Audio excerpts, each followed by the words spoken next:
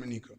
Let thy blessing descend upon us here in this parliament assembled, and grant that we may, as in thy presence, treat and consider all matters that shall come under our deliberation in so just and faithful a manner as to promote thy honor and glory, and to advance the good of those whose interests thou hast committed to our charge, all which we ask in the name and for the sake of our Lord and Savior, Jesus Christ. Amen.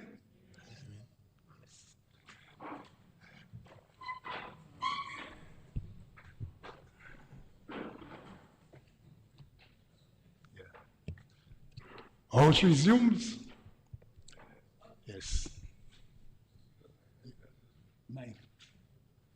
With your indulgence, Mr. Speaker, I felt it important for me to bring this to the attention of the public that I have received from the electoral office my voter ID card. So it seems like the voter ID cards are being rolled out as a final process in the confirmation exercise. Thank you.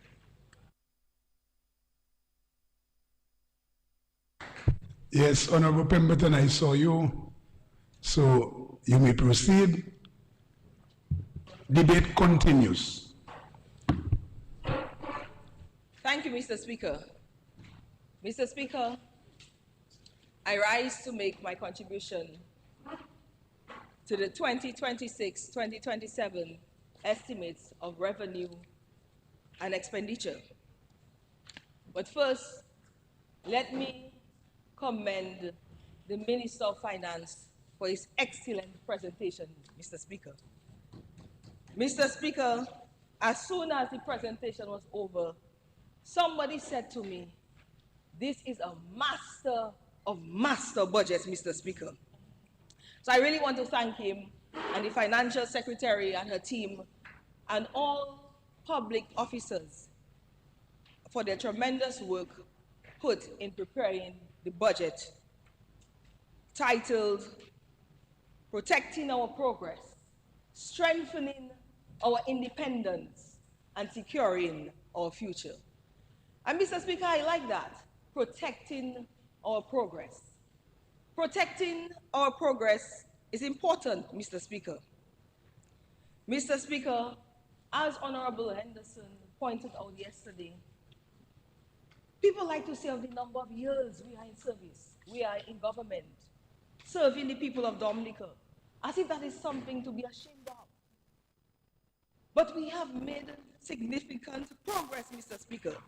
And the leader of the opposition asked the question, how should a government be judged? And in fact, how should we measure progress? That's a fair question, Mr. Speaker. So, Mr. Speaker, I agree with my colleague, Minister Henderson. We have to tell our story, Mr. Speaker. And Mr. Speaker, it's important to tell your story. And you know, when people get married, Mr. Speaker, every year they look forward to celebrating the anniversary, Mr. Speaker. After 5 years, it is called the wood anniversary. After 15 years, crystal anniversary, Mr. Speaker. 25 years is silver, Mr. Speaker. And I bet you have some colleagues that have celebrated their silver anniversary. And they are proud of it, Mr. Speaker. That's right. And they are proud of it not because everything is perfect. When they stop to celebrate 25 years as a major milestone in marriage, people come to celebrate with them, Mr. Speaker. Not because it was perfect, but because they can reflect on where they started, the challenges that they went through, Mr. Speaker. But today, they're standing strong together in love, Mr. Speaker. Beautiful thing, Mr. Speaker. And Mr. Speaker, when you get to 50 years, it is called iconic, Mr. Speaker. So, Mr. Speaker, I know you're aiming for your 50-year anniversary, Mr. Speaker. So, Mr. Speaker, if when we celebrate people's anniversaries, Mr. Speaker, we are happy to do so, Mr. Speaker. We can reflect on our trials and our triumphs. This should be the same for the Dominica Labour Party government, Mr. Speaker. Because, Mr. Speaker, over the years, despite trials, we have had triumphs, Mr. Speaker. And, Mr. Speaker, Honorable Henderson did a brilliant job in talking about the advancement in our infrastructure, Mr. Speaker, and road network. So I don't need to repeat what he said, Mr. Speaker. I had some of the notes, but he handled that very well. So, Mr. Speaker, I will just speak in terms of tourism. Mr. Speaker, consider Jungle Bay, a hotel built in 2005 with 35 or 30 villas, 30 to 35 villas, with 65 employees, destroyed completely by Tropical Storm Erica, Mr. Speaker.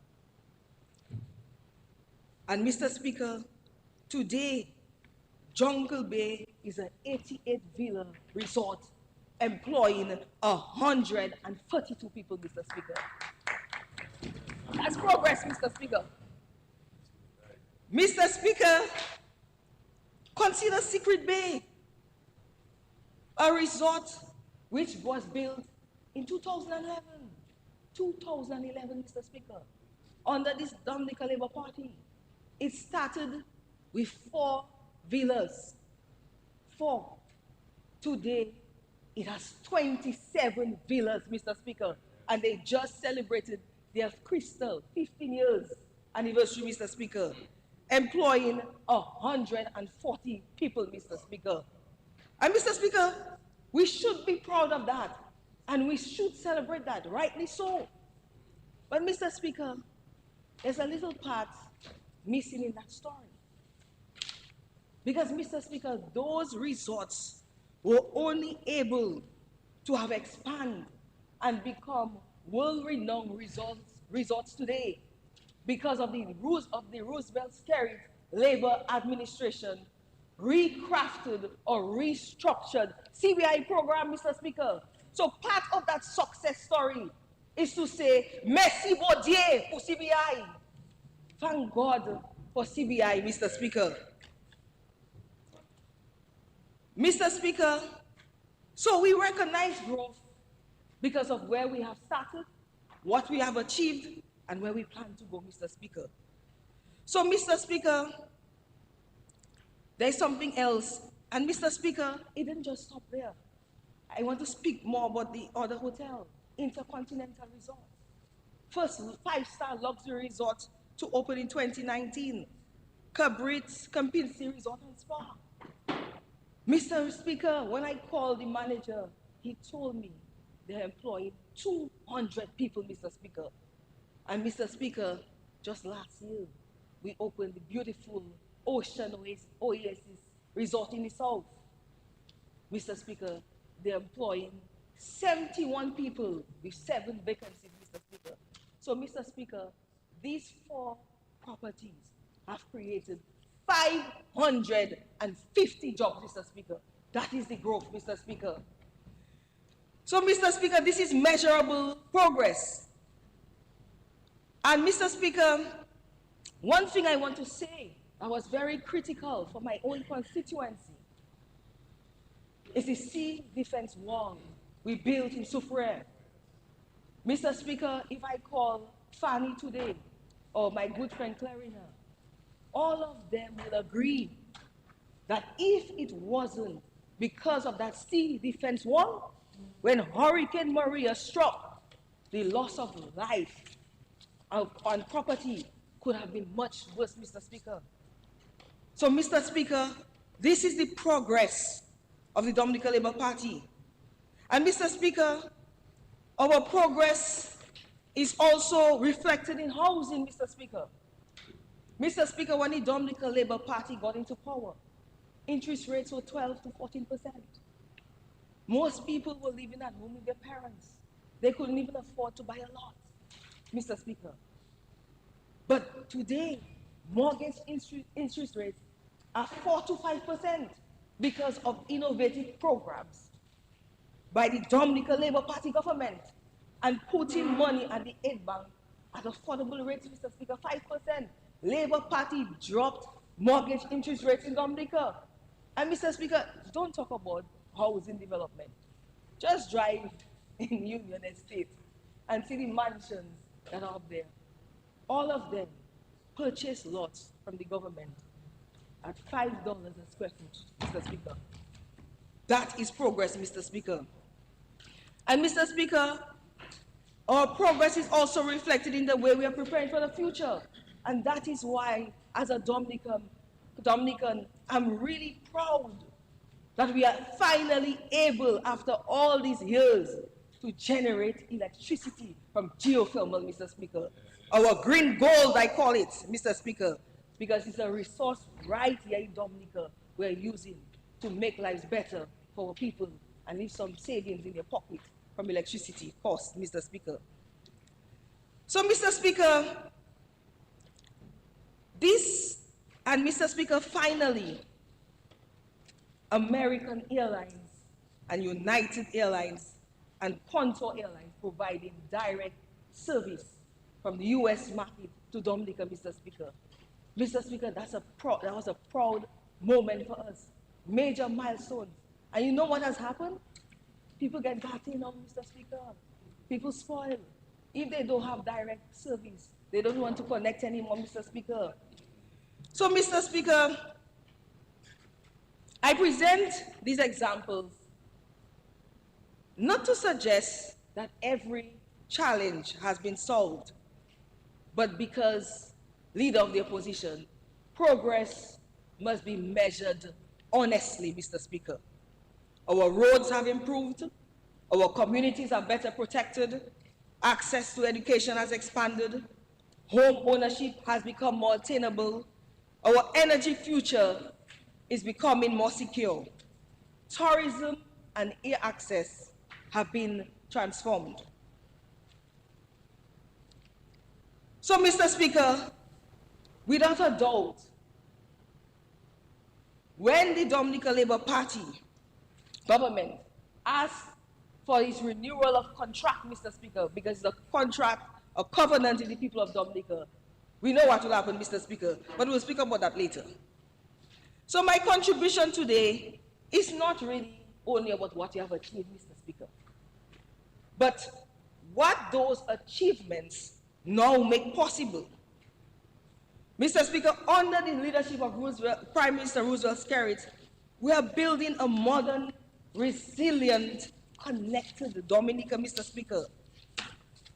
Despite all the natural disasters we have faced, we have continued to move this country forward, Mr. Speaker. And Mr. Speaker, progress does not mean that all your problems are solved. You're still facing global disruption beyond your control. Climate change is still impacting you. Look at the trough system in the east that affected the Carilago people, Cassie Bruce, Mr. Speaker. So, Mr. Speaker,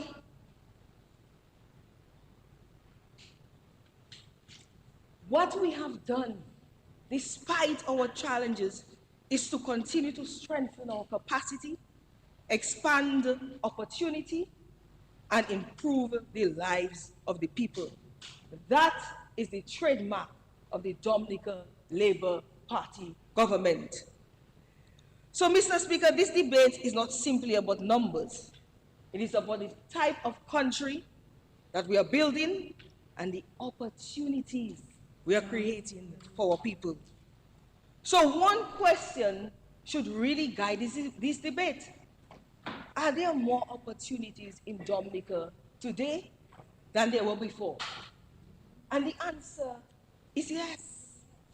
There are more opportunities in tourism, small business, agriculture, construction, more opportunities in the digital economy, wellness, accommodation, transportation, and the creative industries.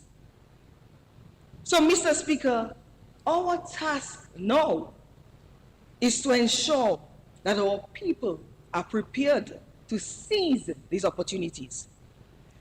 So, Mr. Speaker, tourism provides one of the clearest demonstrations of the progress Dominica has made and the opportunities now emerging from that progress, strengthening our independence. Mr. Speaker, visitor arrivals. And normally, when we present visitor arrivals during the year, we focus on the calendar year. But I'm going to present the statistics based on the fiscal year ended June 30th, Mr. Speaker, 2026. Visitor arrivals increased by 18% during the last fiscal year, reaching a total of 527,728 visitors came to Dominica, Mr. Speaker. 500,000 visitors reached Dominica in this fiscal year, Mr. Speaker, and we have to be proud of that. Stay-over arrivals surpassed our target of 100,000. 102,659 stay-over visitors came to Dominica, Mr. Speaker. That is 20% growth. Cruise arrivals also increased by 20%. 719 cruise passengers, Mr. Speaker, visited Dominica. Mr. Speaker, this growth was recorded across several of our most important source markets. The United States grew by 22%, Mr. Speaker, and represents 29% of total stay-over arrivals. The French West Indies, our second largest market, increased by 13%, Mr. Speaker. Arrivals from the Caribbean grew by 15%. Arrivals from the United Kingdom grew by 9%. Mr. Speaker, arrivals from the Canadian market grew by 23%, Mr. Speaker. These figures help us appreciate the important contribution tourism has made to Dominica's overall economic growth of 4.5%. And Mr. Speaker, I can tell you now that that direct service from Dominica to St. Thomas is performing exceptionally well, Mr. Speaker. Mr. Speaker, in the last access meeting, we are at average of 98% load, Mr. Speaker, to the point we have to consider adding another flight on that route, especially for the World Creole Music Festival, Mr. Speaker. They're here already. So, Mr. Speaker, when we compare the tourism industry from where we started to where we are today, it is evident that we have grown, Mr. Speaker. We have advanced. We have expanded our tourism product. We have increased international visibility. Because, Mr. Speaker, we have a strong digital marketing campaign. We have a Nature a Love campaign. We have farm trips. And there are many other things we are doing that I cannot share in this house because it's a very competitive industry. So I'll just highlight a few initiatives. We have invested in major national projects and upgrading key ecotourism sites. We have also positioned the destination around the qualities that increasingly define the modern traveler. Nature, wellness, authenticity, adventure, culture, and peace, Mr. Speaker. People come to Dominica just to relax. They're stressed out, they need a break, they book a vacation to come to Dominica for peace, Mr. Speaker. But Mr. Speaker, not because we have grown that we believe that we have arrived, Mr. Speaker. We have a 5-year tourism investment plan because our goal, as I said, is to create a $1 billion tourism industry, Mr. Speaker. So, Mr. Speaker, we have presented that plan. And for this year, we are targeting 15% growth, Mr. Speaker. So I want to thank the Minister of Finance and my cabinet colleagues for the 33 million allocated to the Ministry of Tourism, Mr. Speaker. And Mr. Speaker, if you watch very carefully, most of our budget is on the recurrent. It's not in PSIP, Mr. Speaker. Mr. Speaker, that investment will allow us to strengthen the product, have more targeted destination marketing, support tourism businesses, training, develop experiences that will encourage visitors to come. Because, as you know, more visitors equals more consumption, Mr. Speaker. Mr. Speaker, I was at Fresh Market recently. I was in a line at Fresh Market. Midweek, Mr. Speaker. And Mr. Speaker, in front of me, a number of French people, Mr. Speaker. That is tourism spending moving beyond the hotel into businesses, Mr. Speaker. And at the same time, I met the owner of Chez Wen in Scottshead, and we were talking. And she said, I must tell you, my pal rep, that this summer, the number of French visitors here in Dominica, the restaurant business is much better than last year, Mr. Speaker. So that is how, Mr. Speaker, tourism is moving into communities, Mr. Speaker, in Dominica. And we are going to build more resilient communities, Mr. Speaker. So, Mr. Speaker, tourism growth is not just about the figures, Mr. Speaker. It is about the income circulating within Dominica. That is the real growth, Mr. Speaker. But, Mr. Speaker, as I said to you, we're not satisfied with this present level of arrivals and visitor spending. We want people to spend more money. We want more money circulating in the economy, touching Dominican families. And why not, Mr. Speaker? I hear people talking about quality and type of visitors. Mr. Speaker, we're not there yet. Mr. Speaker, 35 million visitors come to the Caribbean annually. 35 million. Bahamas recorded 6.1 million visitors in 6 months, Mr. Speaker. So, Mr. Speaker, we can aim to have 300,000 to 500,000 stay of arrivals, Mr. Speaker. That's a no-brainer, Mr. Speaker. Because, Mr. Speaker, as I mentioned, we need more opportunities for our people, Mr. Speaker.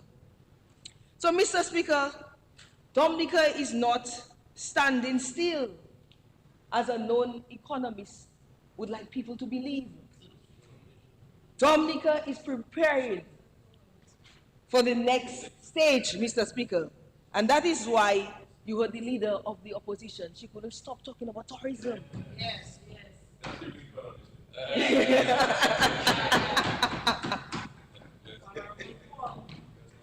Mr. Speaker, the number of times she called tourism, if I took it out of her presentation, it would cut it down to half, Mr. Speaker. But, Mr. Speaker, she's onto something. Because Dominica Labour Party is doing something, Mr. Speaker, in the transformative projects we're undertaking, Mr. Speaker. The international airport, the marina, the cable car, geothermal energy, and she forgot the new Champagne Beach facility in Point Michel, Mr. Speaker. The new cruise and ferry facilities, improved roads, upgraded tourism sites.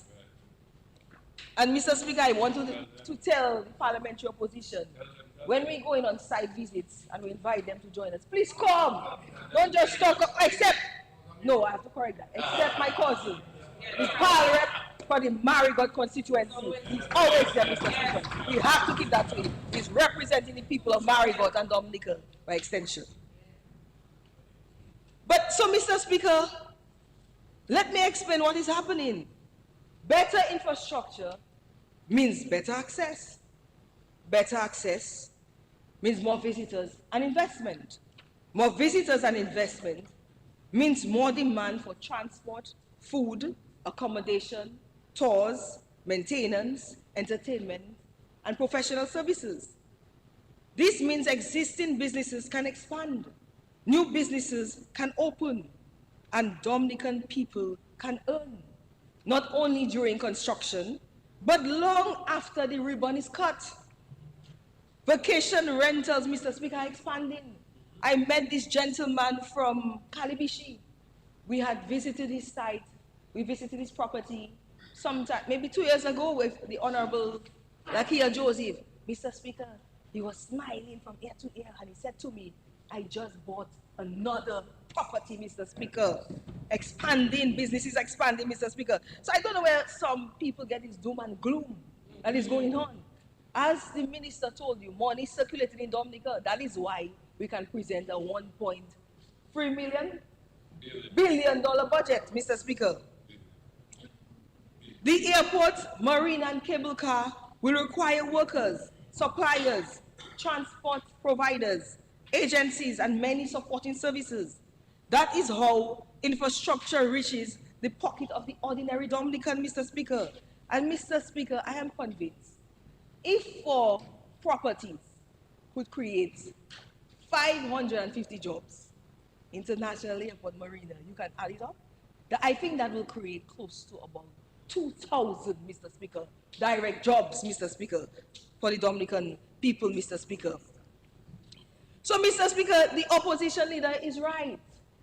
An airport is not merely a runway. A marina is not merely a place to dock a yacht. A tourism site is not merely a place to take photographs. Each of these investments is a platform for which the Dominican people can build businesses and create wealth, Mr. Speaker, wealth.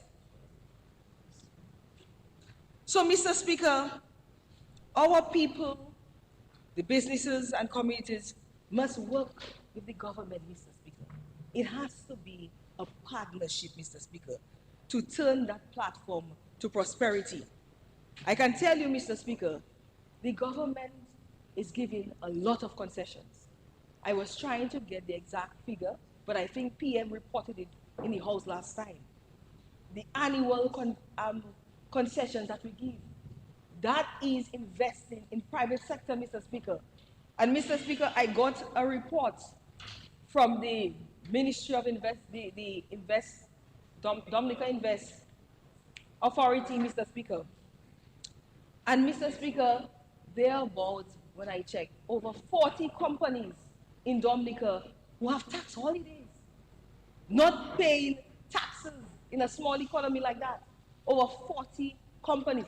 That is government investing in the private sector. It's a partnership, Mr. Speaker. So, Mr. Speaker, when the airport opens, we will need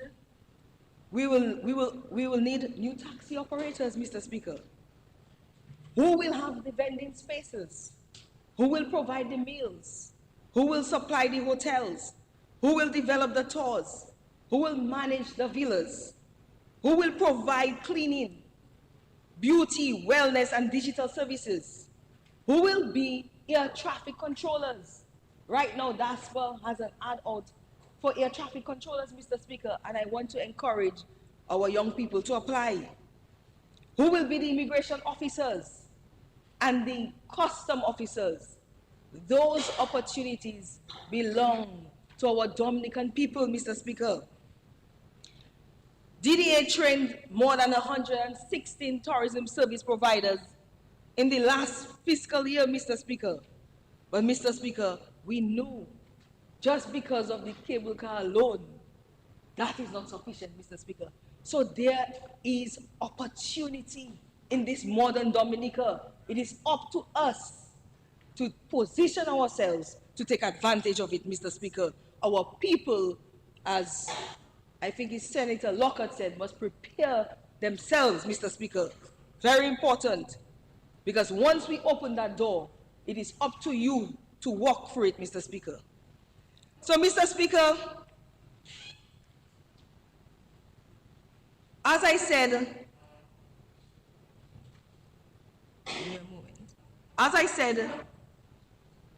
this spending, we are trying to build, yes, a one technology, Mr. Speaker. That's why I should do like PM, and bring my paper.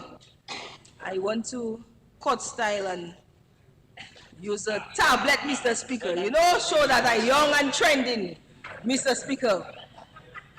And Mr. Speaker, you see all the thing block, stop on me, Mr. Speaker, technology. Stick on me, Mr. Speaker. But Mr. Speaker,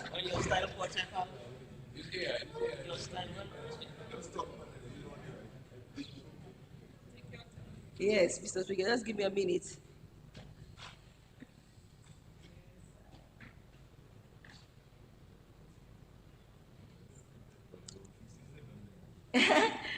So, Mr. Speaker, tourism is growing, and that growth is important because tourism reaches directly to communities and households, Mr. Speaker.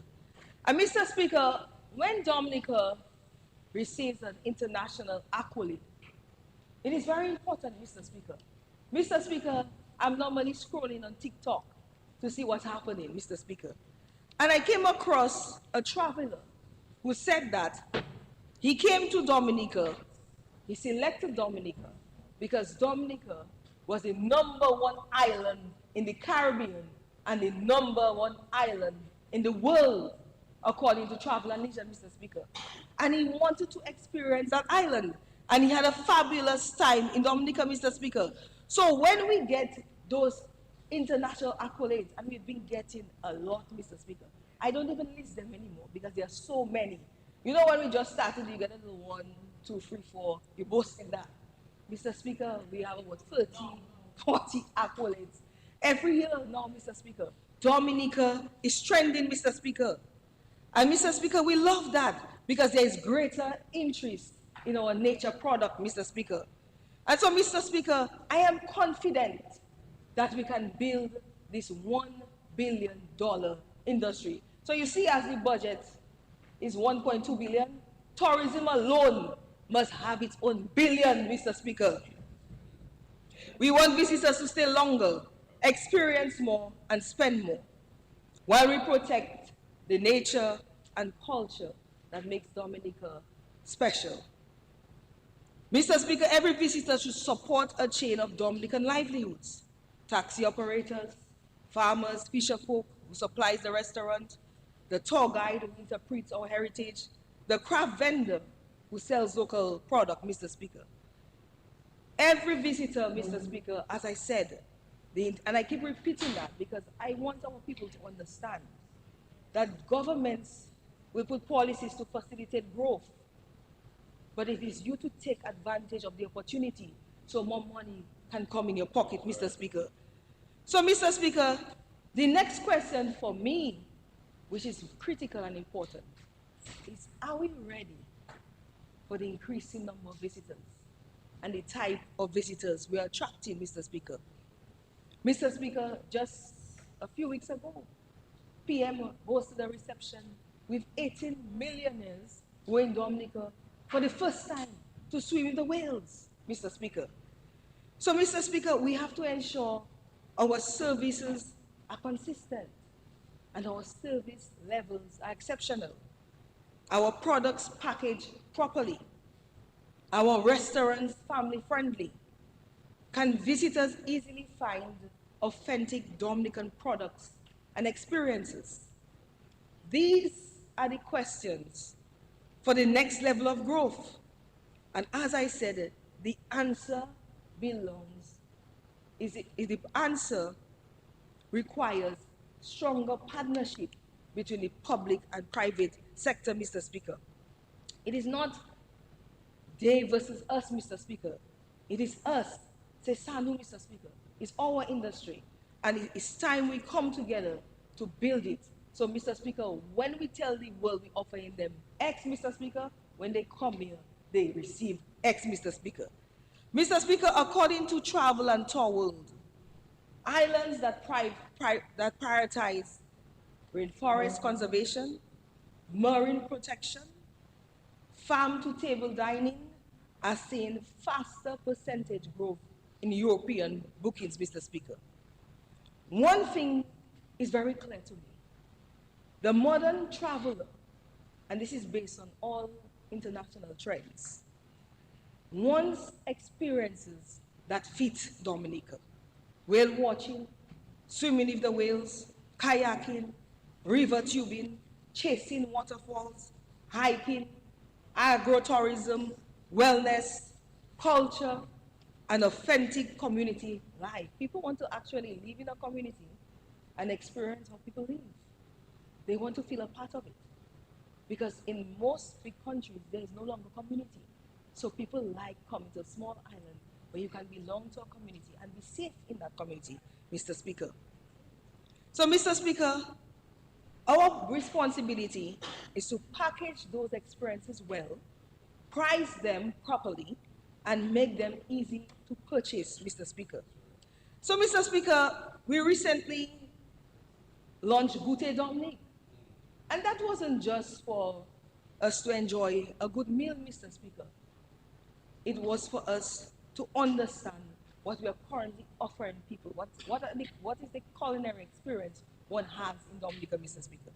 And Mr. Speaker, during Goûter Dominique, my niece was here visiting, my 5-year-old niece, and I visited one of the restaurants. And we sat down, we ordered, she ordered a pizza. Mr. Speaker, when the pizza came, she said to me, "But Auntie, I am surprised. Why am I being given this big pizza, Mr. Speaker?" She's a child. So one thing you realize, Mr. Speaker, we have to have more child-friendly menus, Mr. Speaker. Because obviously, if a child goes to a restaurant in another major country, there are child menu options, Mr. Speaker. So the portions are different. And so we have to make sure that our restaurants have packages for families. Because if your family is and you want to go and dine, you want to make sure the entire family can dine together, Mr. Speaker. So, Mr. Speaker, these initiatives they allow us to audit the experience, identify the gaps in order to improve the tourism product. Wellness tourism, Mr. Speaker, is one of the fastest growing industries, Mr. Speaker, and one of our strongest opportunities.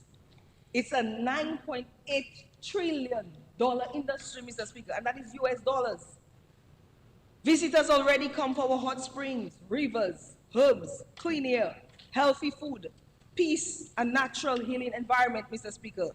We now need more bookable experiences for wellness retreats, and all this I'm saying here, taking my time to articulate, are opportunities. Because, Mr. Speaker, you can just decide you're opening a business, register it, you go to companies, register your business name, post it, open a Facebook page, put that you're offering services, you have the rivers there in Dominica, and just package an experience around that, advertise it online, put a payment system, and somebody can pay you right there, Mr. Speaker, and book an experience in Dominica, Mr. Speaker. So, Mr. Speaker, healthy culinary packages, guided nature therapy and events that bring visitors during traditionally slower periods. And Mr. Speaker, I recently appointed a wellness advisory group. We have a thriving wellness community in Dominica with many wellness practitioners, Mr. Speaker. And I want to thank them for accepting to serve, Mr. Speaker, because we have to tap in that 9.8 trillion industry, Mr. Speaker. Or if I get 1 billion, Mr. Speaker, we good. Mr. Speaker, our Kalinago tourism pillar must also move from individual attractions to complete packages. And we are working with the Kalinago people to do just that, Mr. Speaker. Soon, Honorable Frederick and I will be launching our Kalinago website, Mr. Speaker. The only holdup is that we want to train our people. We want to guide them and help them package properly, price properly, and then we will launch the Kalinago website, Mr. Speaker. So the Kalinago people can earn more directly from their heritage and creativity.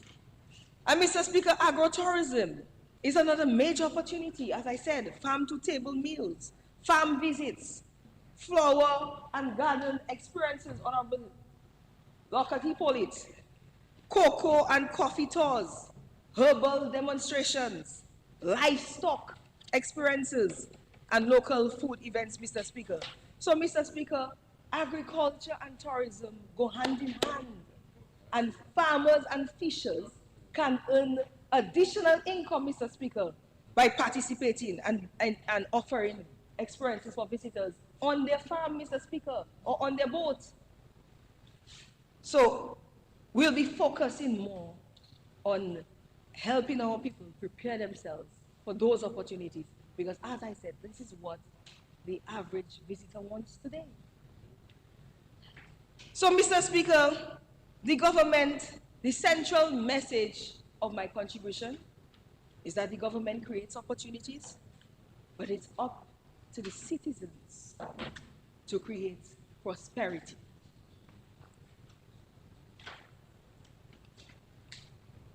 So I am very happy that the government in this fiscal budget is placing an additional $19 million at the Aid Bank, Mr. Speaker. So as we're discussing tourism opportunities right there, Mr. Speaker, we have made the financing available that somebody can go now and apply to the Aid Bank to either start a new business or expand on the business that they have, Mr. Speaker. But Mr. Speaker, there is one thing. Business requires discipline, focus, and the willingness, Mr. Speaker, to start, Mr. Speaker. And so, Mr. Speaker, I think that government also offers a lot of training programs. You know what I find is absent? Not many people lining up, rushing to register for those programs.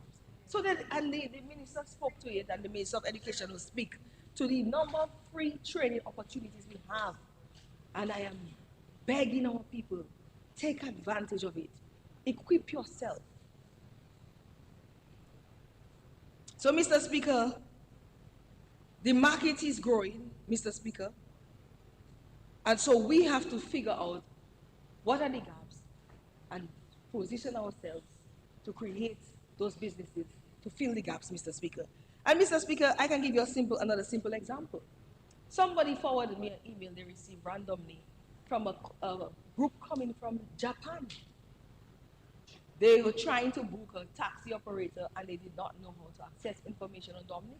They were planning their trip for 2027. They're coming next year, somewhere in April. And they were trying to connect with Dominican service providers. And so they randomly sent somebody who had a DM a message through his website. And Mr. Speaker, that is an opportunity, as I said, for tour operators for tour operators, Mr. Speaker, to provide that service, Mr. Speaker, and have a website or an app or use the social media platforms, Mr. Speaker, to advertise that if you want to come to Dominica, you can book through my webpage. You can book through my website or through my Instagram or Facebook page, Mr. Speaker.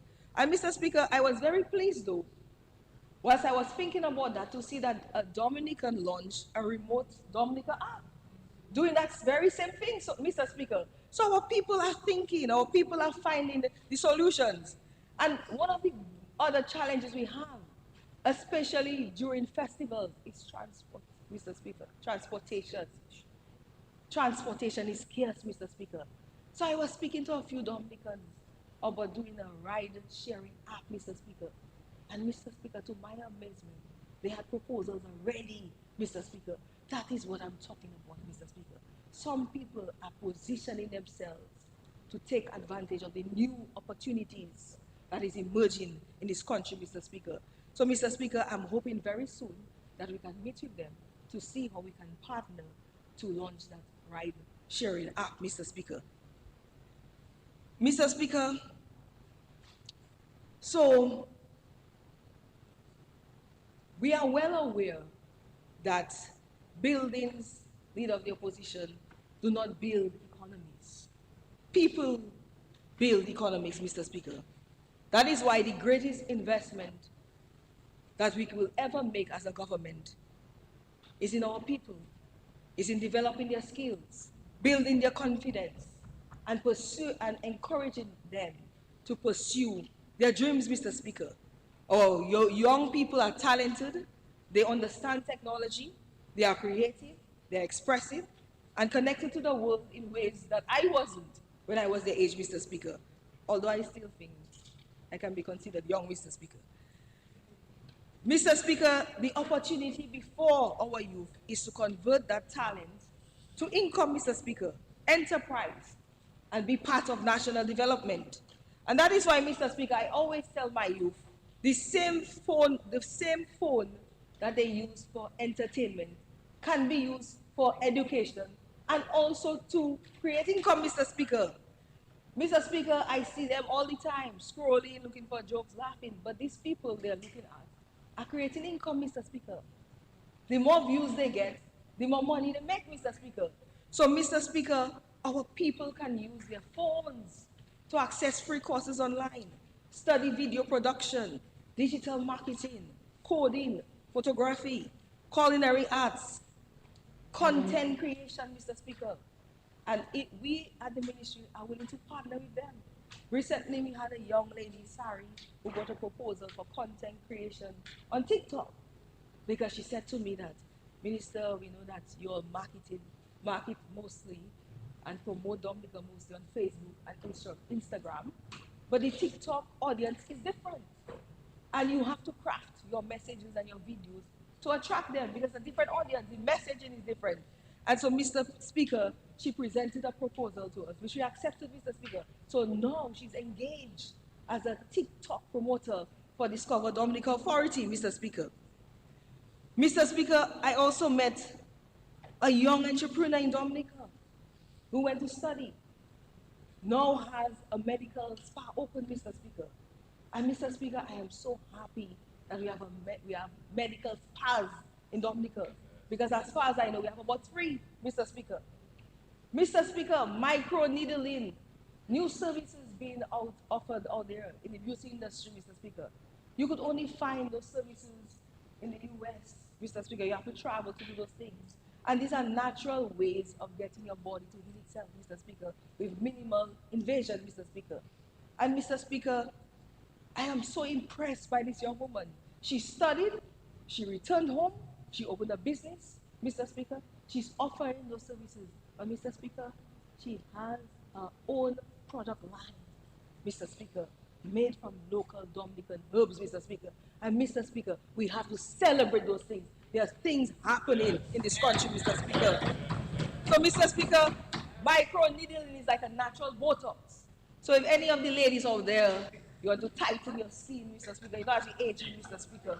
The collagen, your face a little more relaxed. I want to encourage you, try out our medical spas and do some micro-needling, Mr. Speaker. And Mr. Speaker, I'm speaking from experience. What do you mean if you tighten? Yes, Mr. Speaker. No, it's not painful at all, Mr. Speaker. So let us support our local businesses who have invested, Mr. Speaker, in the country and keep the money in Dominica. There's no need to travel for certain services anymore, Mr. Speaker. So, Mr. Speaker, this is the kind of initiatives we plan to multiply across the country. I have listed so many opportunities this morning, and most of them cost very little investment, startup costs. Most of them, Mr. Speaker. So, Mr. Speaker, all we have to do, Mr. Speaker, is package those things professionally, Mr. Speaker, because we have to understand when we do something, we're not just doing it for ourselves, Mr. Speaker.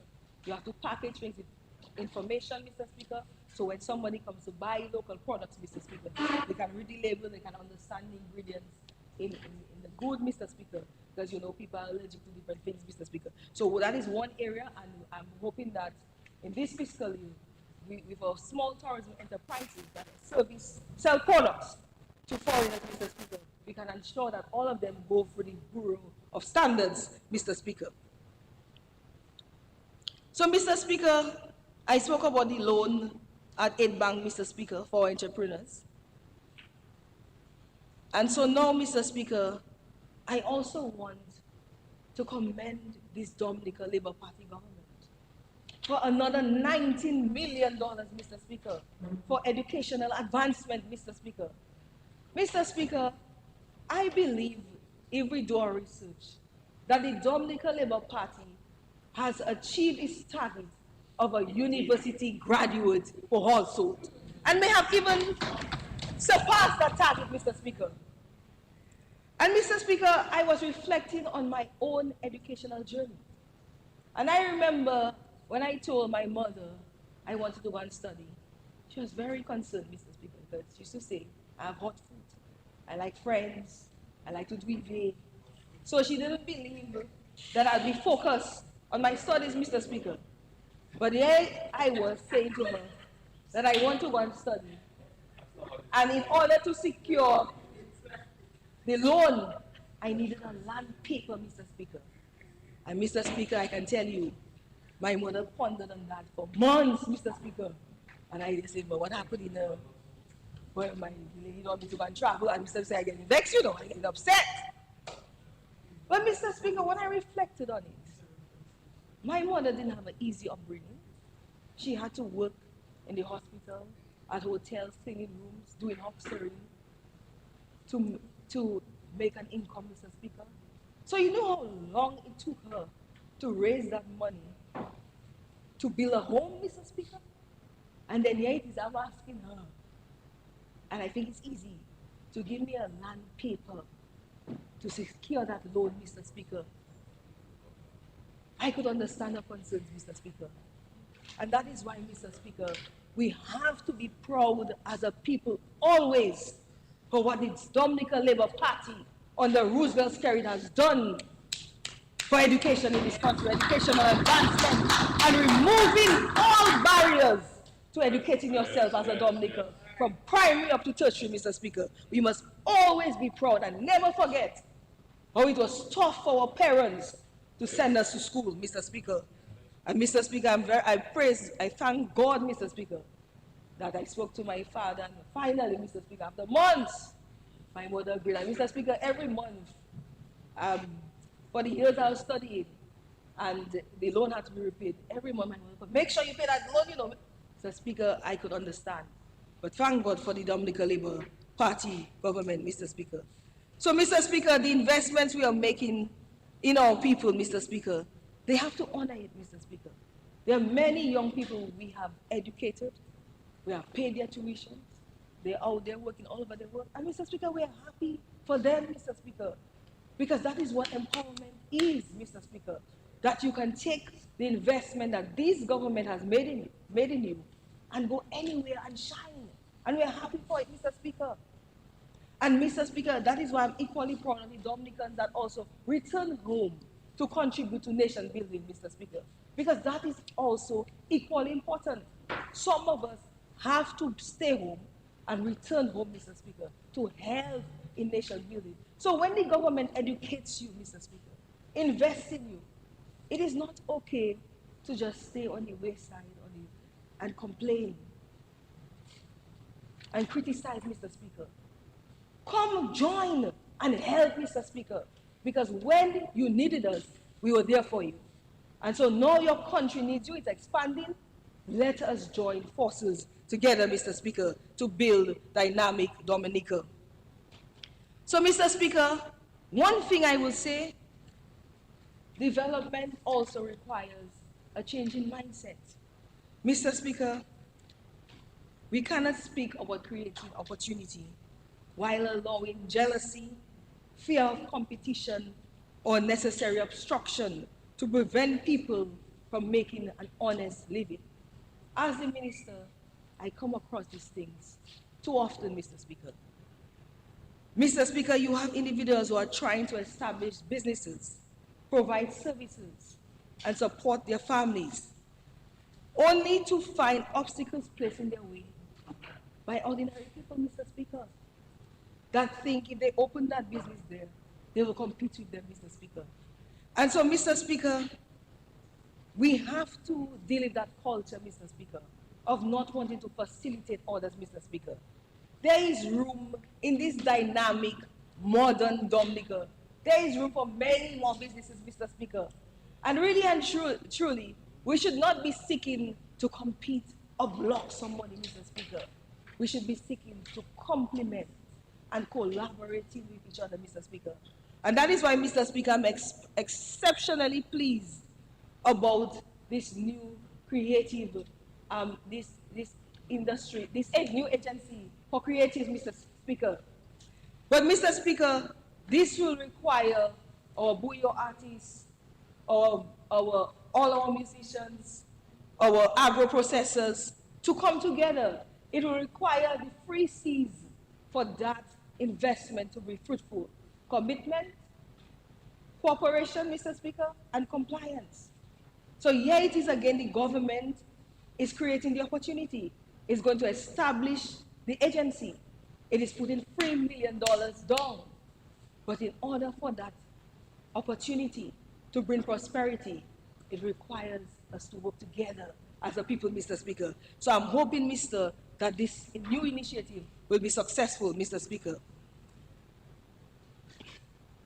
Mr. Speaker, and I will not go over the examples on some of the critical measures, Mr. Speaker, because Honorable Pina did so, and some of my other colleagues did so as well. The savings that is going to be left in the pockets of Dominican from the flat rate income tax, 10%, Mr. Speaker. One flat rate for everybody, Mr. Speaker. And you know what is beautiful about this one flat rate? In some countries, when you have one flat rate, that's it. There are no deductions. In Dominica, after the one flat rate, you can still deduct from the taxes that you pay if you have a mortgage, interest, Mr. Speaker. And if you have a student loan, Mr. Speaker. So, Mr. Speaker, some people will end up paying no taxes, Mr. Speaker. Savings in your pocket. And, Mr. Speaker, the customs, no more compounding.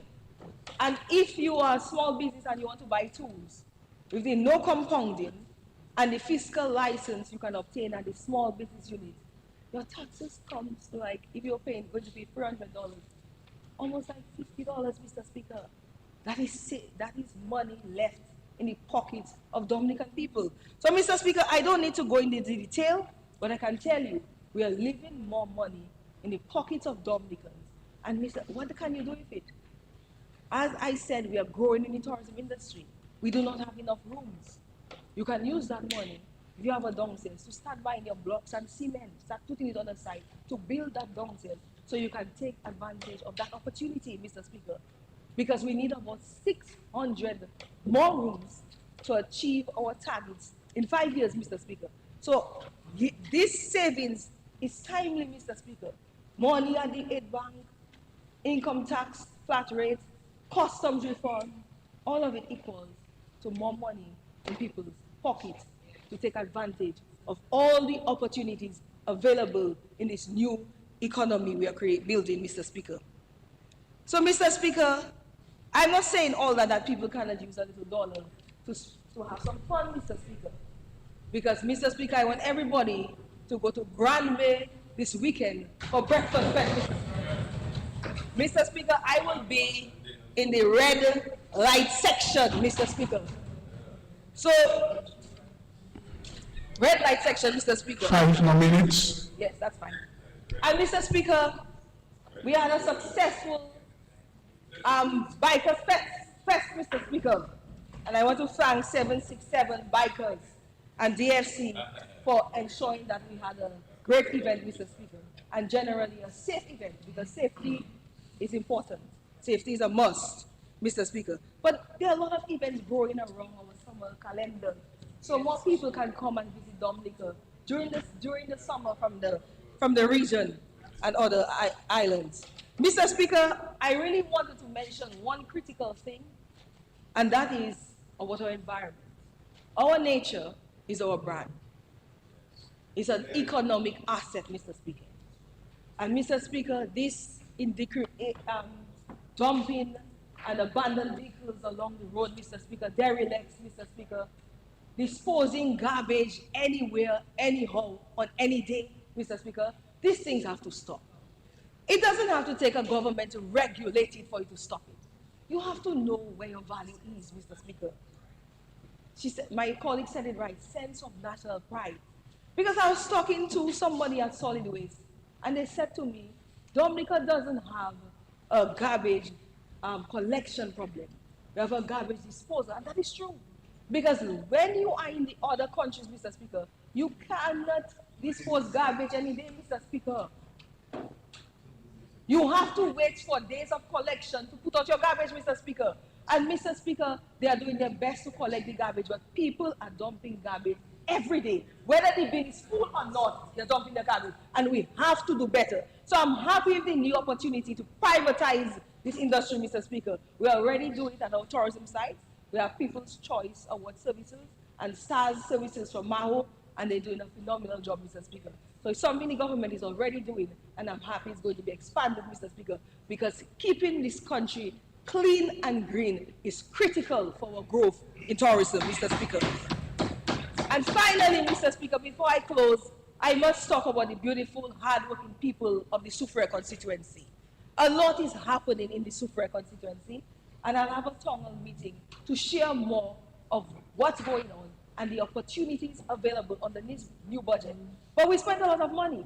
We did the alum stream, about $2.2 million, the expansion of the playing field in Point Michel, over $600,000, Mr. Speaker. Mr. Speaker, we completed the repair of the Scott says Soufriere Sea defense wall, Mr. Speaker, and we are about to start this project to fix the daily drainage stabilization and to build culverts on the Point Michel to Soufriere Road to reduce flooding and to make the road safer, Mr. Speaker. So, Mr. Speaker, nearly $10 million has been spent in the Soufriere constituency in the last fiscal year, Mr. Speaker. And we deserve our fair share, Mr. Speaker. I know some colleagues look at me and they say, boy, you're getting a lot. But the Soufriere constituency is faithful, Mr. Speaker. You have a problem. And so, Mr. Speaker, on August 11, we'll be opening our brand new Soufriere preschool funded by Jungle Bay, Mr. Speaker, partnership, Mr. Speaker. So, Mr. Speaker, I want to say this, Mr. Speaker. The government is doing its part to facilitate growth. Dominica clearly is not where it was 25 years ago. Dominica has grown. Dominica is prospering. The government is making major investments to create more opportunities for people to advance themselves, create businesses, and increase their income, Mr. Speaker. What is now required is for the people now to take advantage of those opportunities. Invest in yourself, invest in a course, invest in starting a new business, build an apartment below your house, take advantage of this opportunity. So, Mr. Speaker, it comes down to this. This is a strong partnership between the Dominica Labour Party government and the Dominican people. And Mr. Speaker, if it were you, and you're scanning the room for a partner, Mr. Speaker, because I spoke about marriage and anniversary and the SAT. And Mr. Speaker, in one corner, you have one person who was elected in 2014, a leader of a political party, abandoned the people that gave you a mandate to serve and resigned on the people, Mr. Speaker. Would you say I am leaving the one I'm married to for that person? You have another leader, Mr. Speaker, of the United Workers' Party government, who says, I love Dominica. I want to serve Dominica. But during Dominica's hardest years, Maria and COVID, where was it, Mr. Speaker? In South Sudan, Mr. Speaker. So, Mr. Speaker, I have no doubt, Mr. Speaker, when it comes for us to renew our covenant with the people of Dominica, they will look around the room, look at their options and say, Roosevelt Skerrit and the Dominica Labour Party, you're still the one I love. With that, Mr. Speaker, I endorse the 2026-2027.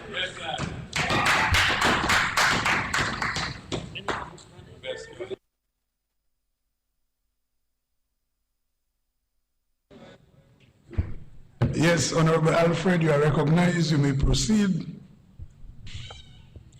Mr. Speaker, I stand to support this budget for the fiscal year 2026-2027.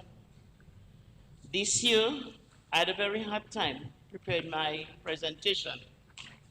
I started something and scrapped it. I think this budget made me dizzy. Mr. Speaker, but I'll present a summary of all those things that are in my head. But before I do so, I want to send special greetings to the people of Petit Superior, Saint-Sauveur, Udo, Mopu, Deepa, Tranto, Formel, Cassie Bruce Proper, and thank them graciously for the opportunity to serve them. Also, Mr. Speaker, I want to give high commendation to the Minister of Finance and all those who played a part in preparing this budget. Mr. Speaker, this budget is presented at a time when everybody says the world is changing fast. I'm going a little slower because somebody told me a little too fast. But be sure, Mr. Speaker, that our purpose shall remain clear: to serve the people of Dominica the best we can. Across the globe, we see the same pressures. Food and fuel prices going up without warning. We spoke about climate events getting stronger and more frequent. New technology is changing the way people work. High interest rates that make borrowing even more difficult. Wars are disrupting trade. Mr. Speaker, no country is untouched. These are not just like news we see on TV. These are realities. They're not just headlines. They show up in our homes. They show up in the price of bread. Some of those bakers now, they're held on to the same price, but the loaf is now smaller. They show up in the roofs we want to reinforce and the windows we want to install. And they show up in questions that children are asking. Why go to school? Why I must study? Will there even be a good job for me when I graduate?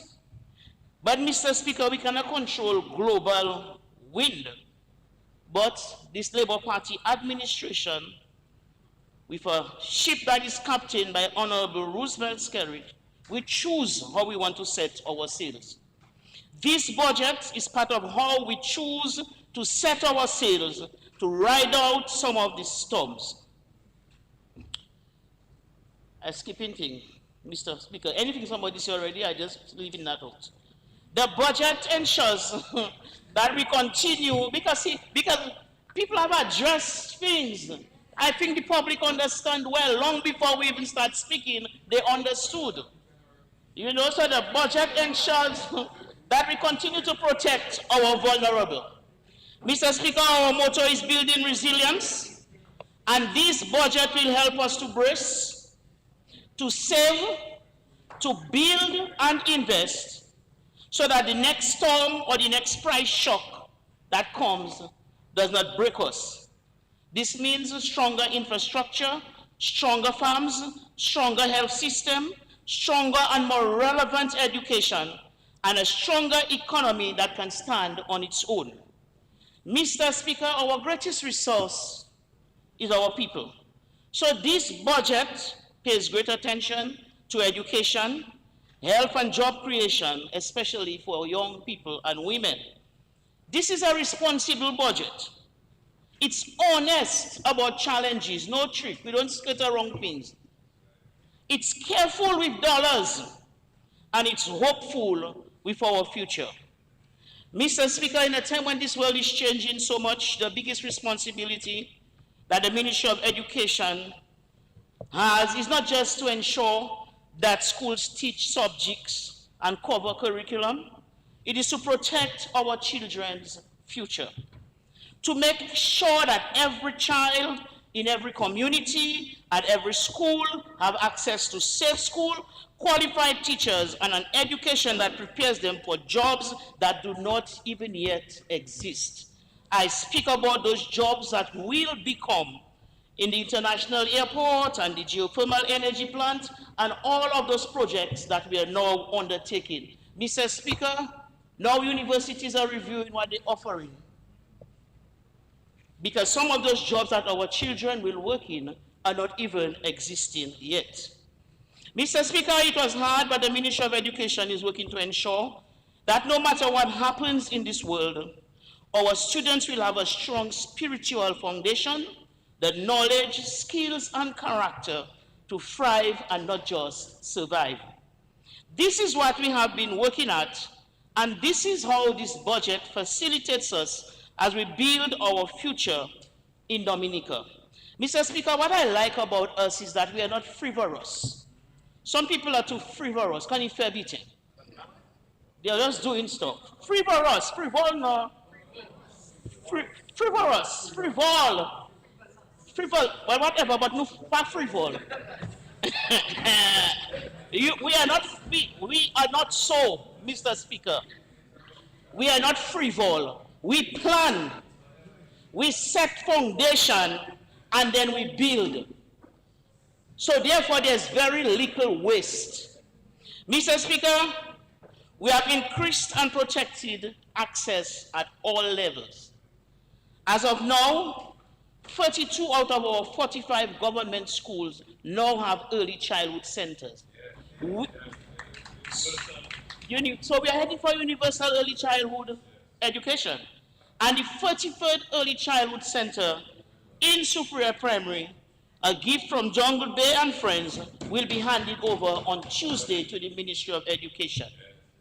Mr. Speaker, we continue to protect universal primary and secondary education.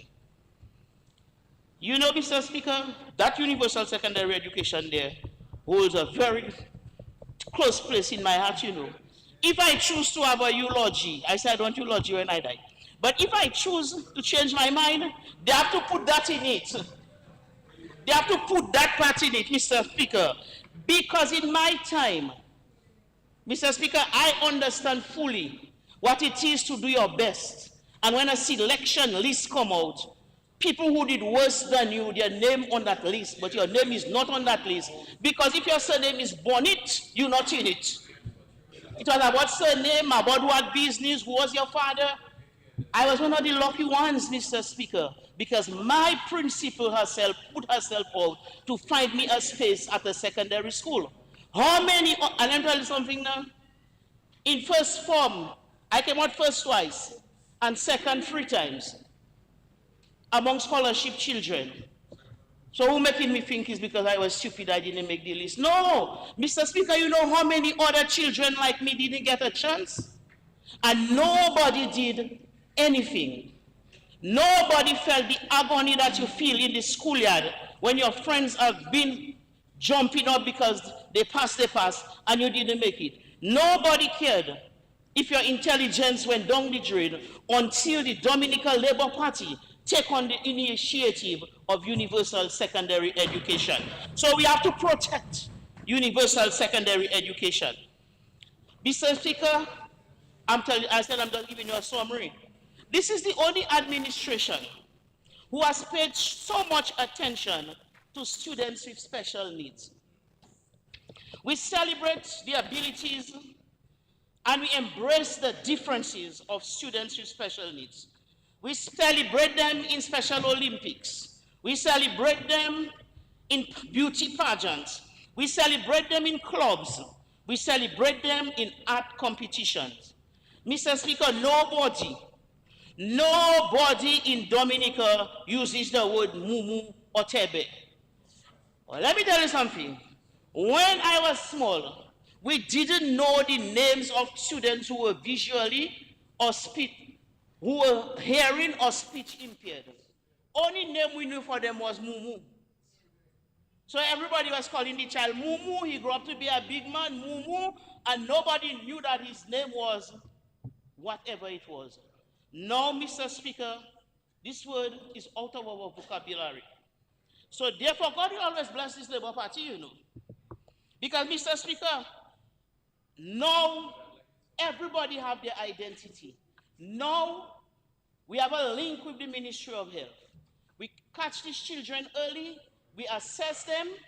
If they can sit in a normal class, we put them in a normal class. In addition to the classroom teacher, the government of Dominica pays a special teacher to sit with them, and we follow them all the way up. That is what we have done for students with special needs. And all the schools that we built on, repaired after the hurricane, we made sure we have access for special needs and special washroom. Mr. Speaker, the Center of Excellence for Special Education at Thibault will give us something to shout about, because it will be a pleasure to own the fact that we have a center which can offer quality care and education in nurturing one of our most vulnerable groups. Then we see in the budget this year that we recognize also that people living with disabilities must be active participants in national development. And in this budget, allowance is made for government to establish the National Commission on Persons with Disabilities.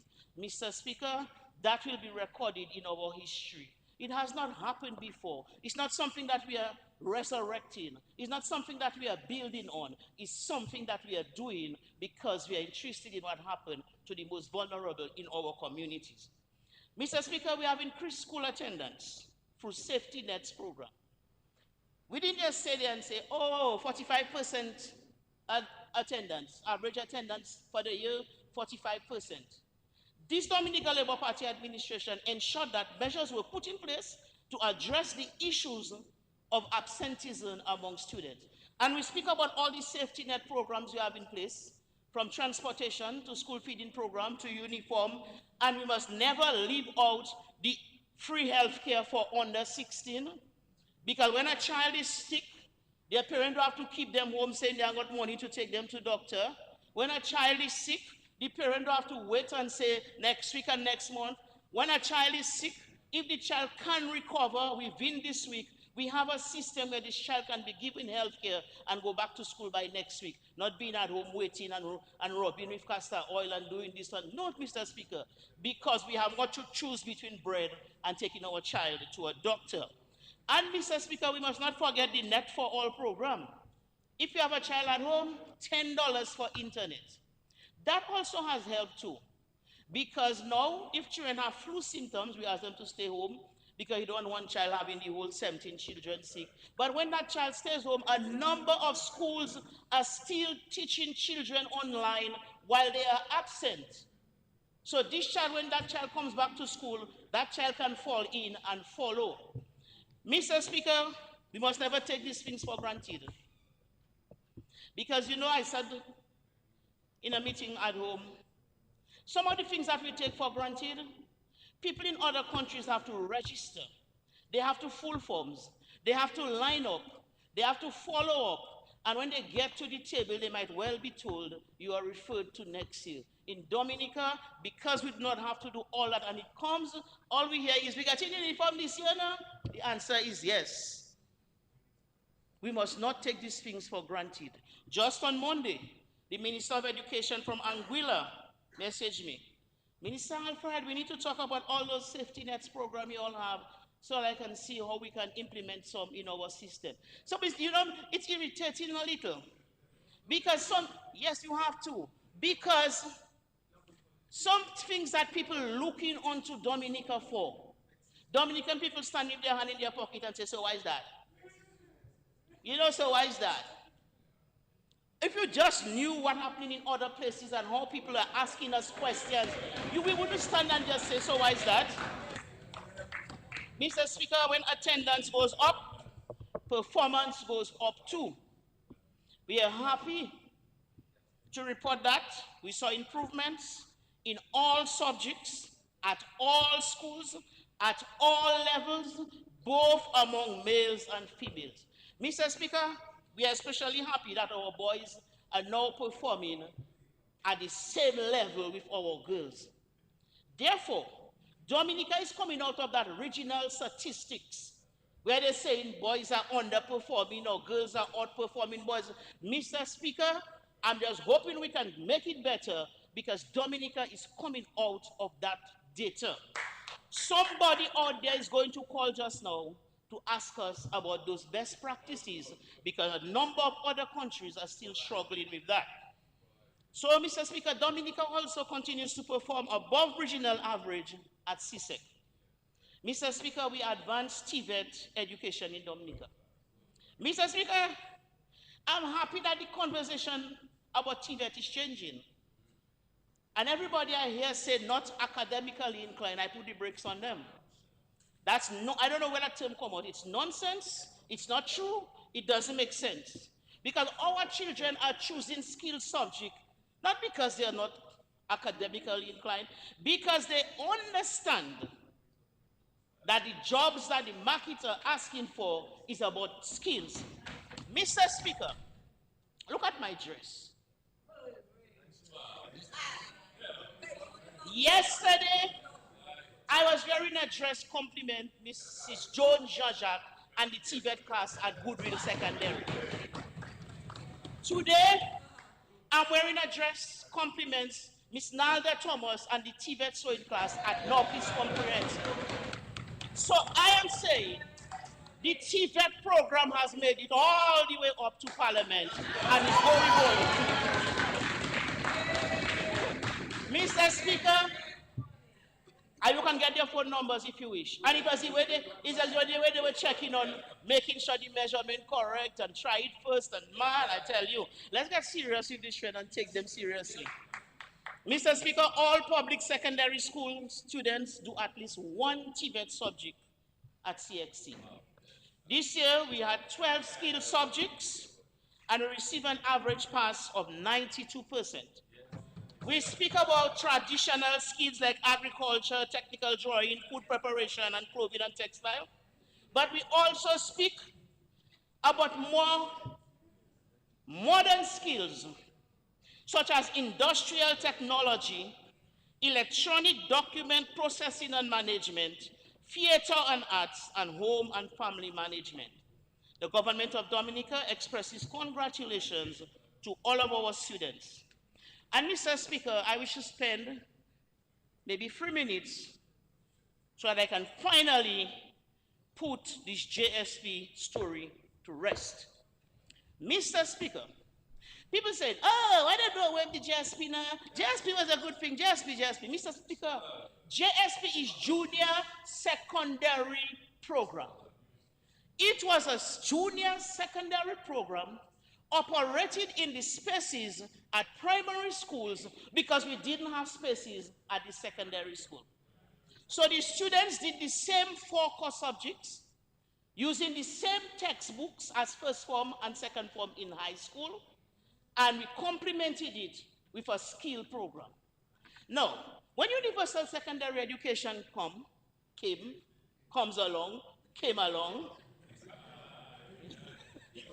all the students went to secondary school. So junior secondary program can now be done at secondary school because that is where junior secondary is, first and second form, and sometimes third form. That is why at the primary school, when the children got grade 1 or grade 2, they went straight to second form or third form at the secondary school, and they did the work. So there's no need. I was a junior secondary school program, broke teacher. I had about 9 children on my last group. When we went to the secondary school, we all went down to the secondary school. We went down with our sewing, we went down with our woodwork, we went down with everything. We even took some of the tools from the primary workshop and we brought them down. So I am saying, after today, let that junior secondary program story rest in peace because we have passed that level. We are now looking at industrial skills under the TVET program. Okay, Mr. Speaker, since we began to award national vocational qualification, I want to say that our national vocational qualification certificates, they are recognized in all CARICOM countries because we follow Cantor's standard. Our TVET Council office is very busy. Currently, we have 120 portfolios under review. We have 58 students waiting for their certificates. And Mr. Speaker, our goal is if we can certify 200 skilled people in 1 year, we good, you know. We good. And Mr. Speaker, we have grown. Now we are doing what we call the PLA. The PLA is where you go to where people work and you certify them based on what they already know. A number of firms and institutions are calling us to certify their skilled workers. And that, or like now, we have 85 people registered for an NVQ certificate through PLA. Because if a person already knows how to lay tiles, you don't have to make them go for a whole skill training. You go and you assess them on the job that they're laying the tile, and you certify them as that. You certify them based on their units that they have mastered. Same thing with cosmetology. If a person working doing nails, you can call us in. We can do them at level 1, nail preparation. Everybody working in the cosmetology shop don't have to be able to take it all the way up to acrylics. I say good. To acrylics. I'm not so thinking those things. A person can just be there preparing the nails. And then the customer goes to another person. Then the customer goes to the last person who will put the design. So you really don't have to be certified in the whole thing. If it's nails you can prepare for now, we certify you with nails. Oh, I know. Let me have something, Mr. Speaker. I don't have to take you on, how to take my time. Mr. Speaker, all I know, we are engaging a consultant to help us to do the operationalization plan for the Tibet Center of Excellence. Because that place will not just be for secondary students, it will be for everybody to go back to school. Okay? OECS eyes on us with that center there. Because we'll be preparing people for industry. That is why I want to say to the people of Rosanov, everybody telling, Senator told the Cassius, young people get ready, everybody saying get ready. I want to say to Rosanov, get ready. Because when we have students coming from all over the Caribbean to do industrial certification in welding, they're going to want places to stay. And the closer they are to the center, is the better for them. So everybody needs to be getting ready for what is going on. Mr. Speaker, today might be the last time you might hear me talking in Parliament about adult education as it is now. Because when talking about adult education, was big people going in a place with a piece of book in a plastic to learn to read and write. But Mr. Speaker, Dominica's literacy rate is at 94% and counting. We are the 8th in the 10 most intelligent people in the region. So if a person think we sort, no sort no. Yes. So therefore, Mr. Speaker, all I know, we are offering adults not just basic numeracy skills, but we are teaching them new skills, and we are sharpening skills they already know. And more than 500 people have benefited from 10 skills program conducted island-wide and in the prison. Mr. Speaker, we're talking from small business management to conversational French. No, conversation, that's important. If that tourism thing and people come down our show in your town, that's now we're going to be talking about conversational German. Yes. So we're going there. We're doing tile laying to cake making and decorating, mechanics and plumbing to weed construction and installation. Mr. Speaker, refrigerator and air condition. Let me tell you something about the weave. Before we should have fixed weave on people here, on people's head. We go, no, we give them edge. It did not edge before, we learn edge. Why? We learn edge. Now, Mr. Speaker, you can put the person to sit in front of you, and you take a profile of the shape of their head and their hairline. You can feel the texture of their hair. You can go by the hair, and you can make the wig for them to suit their face. Because are customized. Customize it to suit the person. Mr. Speaker, you know what happening there?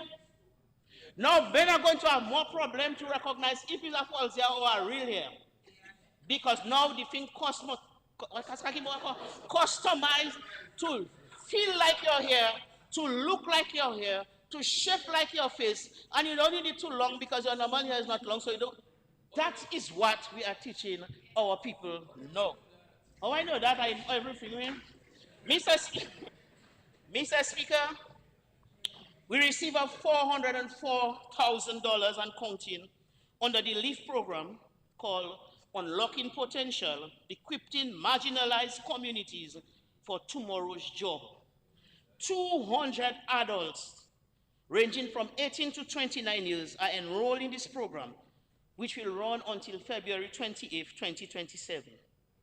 Our major focus includes community-based vocational skill training in level 1 and level 2, You're talking about same thing, auto mechanics, but this time we're going up a little higher with it. How many skills? So, Mr. Speaker, I'm very happy that the conversation on skills education is changing. It was never as bad as some people made it look. Some people were not informing themselves. Some of these children are leaving school and they're going straight to their shop with their sewing. One time they're opening their shop. Some of them are going into employment one time. And we are happy that people are beginning to trust the skills that these children have. Mr. Speaker, we invested in teachers and technology in schools. The OECS harmonized curriculum, it is digital. Teachers can now go there. They can ask AI to prepare a lesson plan for them. They can make it their own. They meet other teachers from overseas. They download teaching aids. They get songs to go with the lessons. They get rhymes to go with the lessons. Boy, I tell you, when I was a teacher, the hardest part of everything was to write prepe. Whole night you there writing prepe. But not now, no. Teachers, as long as they know how to use technology, we roll in. Mr. Speaker, what we are doing now is we are looking for some young people who are interested to help us prepare virtual field trips. So a child can sit down in a class in Cassie Bruce and watch the big screen, and they can now be visiting the marina in Portsmouth, sitting down in class. So children, now we are going to go to Portsmouth and we are going to pass through the Kalinago territory. And those children watching through the Kalinago territory, nice. The real thing is the best. But if we can do that, because we will get sponsorship for people who want to do some of those things. So at least we can pilot them. And then what we do is, among the OECS countries, we share the resources. So a child can sit down in a class in St. Lucia and also visit the marina in Portsmouth using some of the resources. And we too can use what St. Lucia have, and our children can be sitting down in Pigeon Point. I know a place in St. Lucia. So, Mr. Speaker, the IT Institute for Dominica conducted various training in the future of tech and AI innovation. And Mr. Speaker, this year, the salary of early childhood teachers were increased by 25%. Oh, look up then. Mr. Speaker, $600 they used to pay preschool teachers, sometimes $200, and sometimes what the parents pay that you have to take away from. Now, preschool teachers in a room, well furnished, with all their resources, no rent to pay, no light to pay, and they're still getting a reasonable salary from the government of Dominica. And we're still exploring ways of actually standardizing that thing, because this is important. And Mr. Speaker, all principals who met the requirement, they receive transportation allowance. And all at the beginning of school, teachers receive an allowance to help them by teaching material. First time we was last year ever. First time we. Boy, anyway, I wish but I can't go back there. Mr. Speaker, you see that tax, that 10% tax and that custom reform? The next meeting we have of teachers, somewhere in February and March next year, I'm going to pass outside of the building before they know. Because I'm going to tell you, so when you have a teachers meeting, you see follicle ride. I can guarantee you, if you see that, by next year March, when teachers have a meeting, take a pass by the building, and I'm telling you, you will see right back there. Yes, because that is what that does for the people who have been longing to get a vehicle and other things that they cannot afford it. Now teachers will have right to. Mr. Speaker, we continue to explore and support ways to develop the Dominica State College. You know already it was 7% of children used to go to college. Now, as long as you are a high school graduate, you can go to college. The government of Dominica, we provided a subvention of more than $3.7 million last year for salaries. We also paid more than $2.6 million for students. And before, one person in the community are going to college. And as long as you go in college, You come in kind of a precious as if, you know, they're walking in their hands, so they're saying, ouch, you know. Yes, as if they cannot walk in the country. What? No, Mr. Speaker, I have 47 training cathedrals going to college, you hear me? Because of what this government has done. Before, 30, 40, 50 children graduating. Now, no less than 300 children in a college graduation. And so, I want to give the high commendation to the college for the work they have done. They have worked well. But, Mr. Speaker, we're in a process now of reviewing the report from the consultation, because the whole plan is to reposition the college, same thing that I could do in school, to be future-oriented, to be innovation-driven, you know, to respond to the needs of our projects. Yes, and the industry. Mr. Speaker, I'm going to say something about the GATE program. The GATE, you know, the GATE what you can walk through to go university, government assistant for tertiary education, you know, it's GATE. So you can just walk through that gate without land paper. Oh, you didn't know that there? Oh. So, but Miss Honorable Dennis Charles gave such a good example. But I am saying that we continue to honor that. And so we extend thanks to the Republic of Cuba, People's Republic of China, Mexico, Morocco. We also, outside of that, facilitate students to pursue scholarship opportunities through OAS. And while we're on that, we want to congratulate our 10 doctors who are coming home from Cuba. Put your hands together for them. It was, yeah, that should show you by Dominicans resilient. Give us that. Yes. And so the people who wanted us to hurry up, evacuate, since January, come out. And the students said, Minister, we don't have no reason why we need to come out. We can stick it out still. We are happy to welcome them home at the end of their study.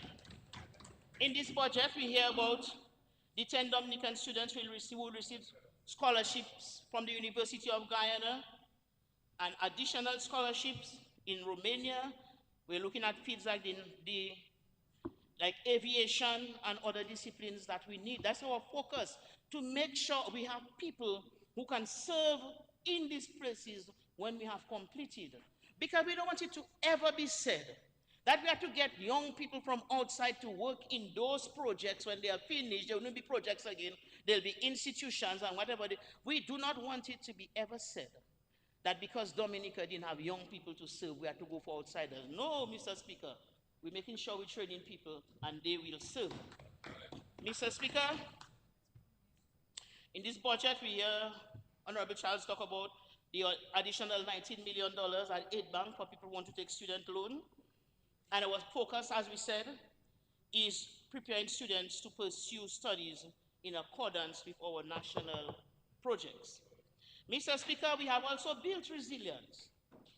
Everything we do, we think building better to withstand storms. Not storms like hurricane alone, you know, all kinds of storms. This includes constructions of new structures, completion, rehabilitation of schools, repair work, and enhancing programs at school. Mr. Speaker, I talk about a few, like the additional classrooms at Cathedral Secondary, costing us just over $1 million. We know about our 6 schools in the package from the People's Republic of China, costing us more than $20 million US. That is a big money, $20 million US. That includes the Tibet Center of Excellence and 5 primary schools.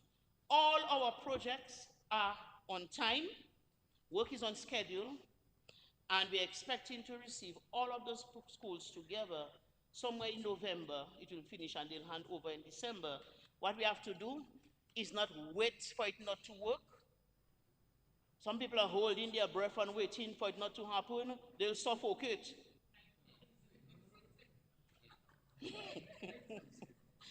They'll suffocate you if they continue. What we need to do is to let's hope and pray that things will go as they are going so that we can get our school.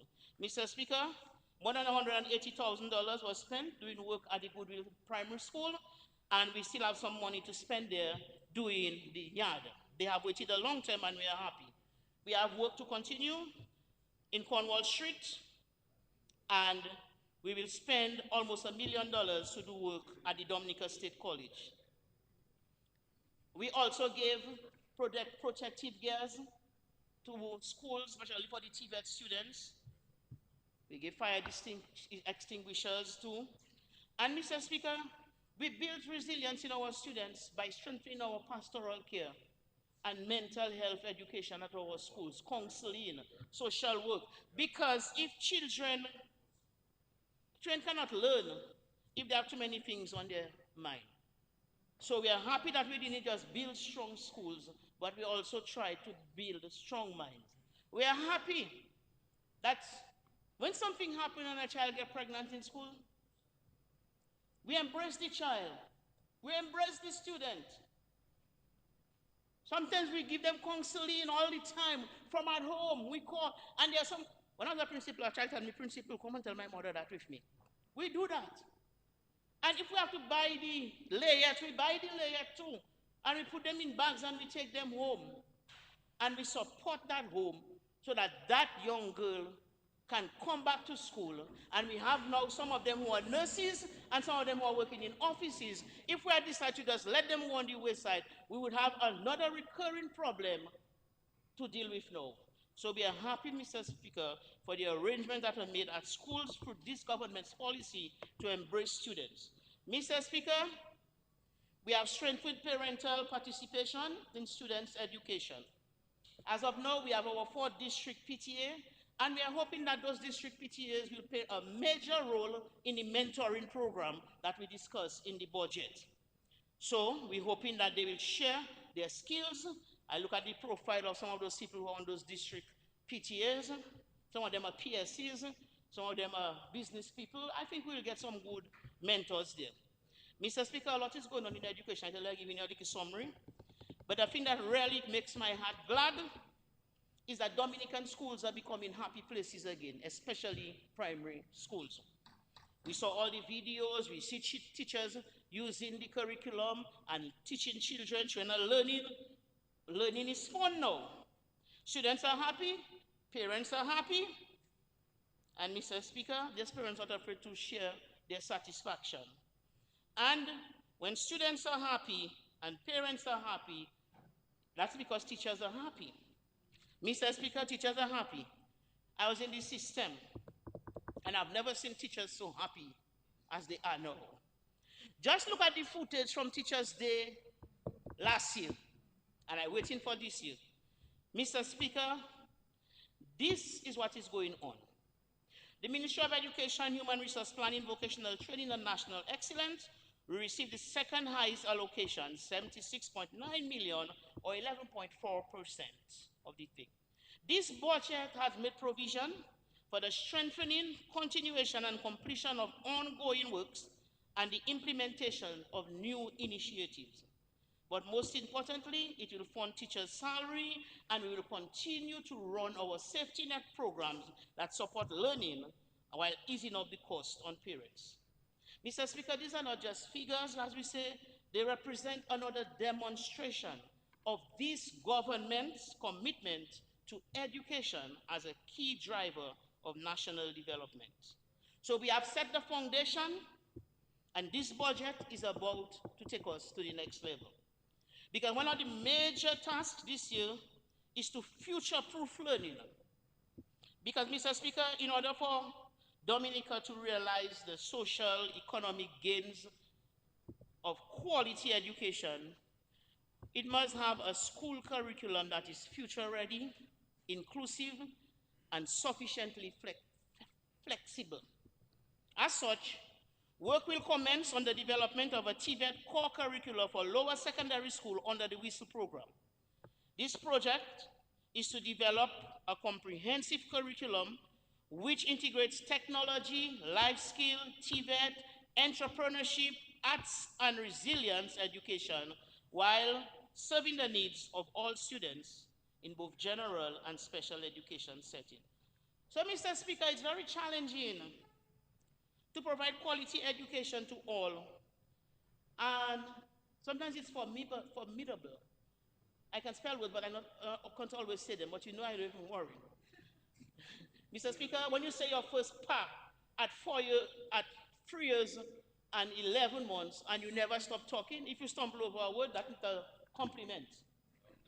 So that, and therefore, Mr. Speaker, I said that in public. And do you know the number of parents who call me after that their child 3 years old and not speaking? What can I do that their child, you know, because some people just give up, you know, when their child 3 years and not speaking. You look at the real person behind me saying yes. So, Mr. Speaker, that's why I want to extend gratitude and appreciation to all the churches and the organizations who are helping in education. To my PALSEC, Honorable Wenham Shepherd, the PS, and all the officers. If I have to send call one by one, I will take my time. I want to thank the Honorable Prime Minister too, and the cabinet colleagues are always supporting the education thing. Because you see, a lot of things rotating around education, you know. If tourists want to do a program, they have to come in the school. If sports want to play a football, they have to come in the school. If small business want to do a training, they have to come in the school. The health in the school, the geothermal in the school, the garbage in the school. But now they put some big bottles by the school to put plastic bottle. Everything is in school. So I thank them. We have gardens now, very minister. All schools have backyard garden now, big thing. If you see the size of those watermelon, all schools have backyard garden now. So everything, we thank them. And I want to take a little time, my little rest of time, Mr. Speaker. That's just a summary of what's going on in the Ministry of Education, yeah? Mr. Speaker, I want to take a little time now for him to talk a little bit. No, you have other people to talk and come talk a little bit of what's going on in Cassie Bruce. Mr. Speaker, Cassie Bruce constituency. Oh, Cassie Bruce constituency. That is ranging from Pidit Soufriere all the way up to Formel. Okay? I see the minister for Kalina go take Wakama, but that's the next war. Because we're in Wakama too. Mr. Speaker, in Cassie Bruce constituency, we have worked hard. We have worked hard to bring projects, improving infrastructure, supporting local business, advocating for vital services. And I want to thank Wachi Kamra and say thank you to all of you for your support and for your dedication in making sure things happen. From road repair to education initiative to housing to agriculture. Although we're not in the same place as we were last budget, Mr. Speaker, we have moved. True or false? True, I'm a teacher. Although you're not at point A at the end of the school year, something has happened. So we are not where we were last year. We have moved. Our train at San Xavier Primary School, nice and dry, because we spent more than $100,000 fixing the roof. Our much needed additional classroom at Cassie Bruce Secondary will be handed over to us for the new school year, just over $1 million. Our early childhood center in Cassie Bruce was upgraded to include extension, new washroom, principal office, tile floor, cute little washrooms. If you see those things, you don't want to think it's a toy, but they were specially made for little people at more than $123,000. We increased safety at Cassie Bruce Secondary by fencing the school, more than $121,000. Tuition and transportation was paid for 47 students attending college. All students benefited from all safety net programs. All programs at both the primary school and the secondary schools were supported. Mr. Speaker, Cassie Bruce is not missing out, you know. So I'm not jealous of Soufriere. Soufriere doing her do. Everybody have their different culture and their different need, but Cassie Bruce is not missing out. On the health, repair work at the San Xavier Health Center cost almost $200,000. The Cassie Bruce Health Center is being upgraded and made smart to improve water storage and electricity, and that is costing us more than $2 million. And when it is finished, it will be called the Hyacinth Thomas Health and Wellness Center. Mr. Speaker, we call her Nurse Madam. That's how we call her. Nurse Madam gave exceptional service as a healthcare provider, and we are very glad that her legacy will find a home in that center. Mr. Speaker, our people 18 and under and 60 and over continues to receive free health care. Mr. Speaker, me too, Mr. Speaker, last week I went to do a procedure at the hospital. I went to the counter, they gave me the price. I pull out my dollars. I also pull out my card.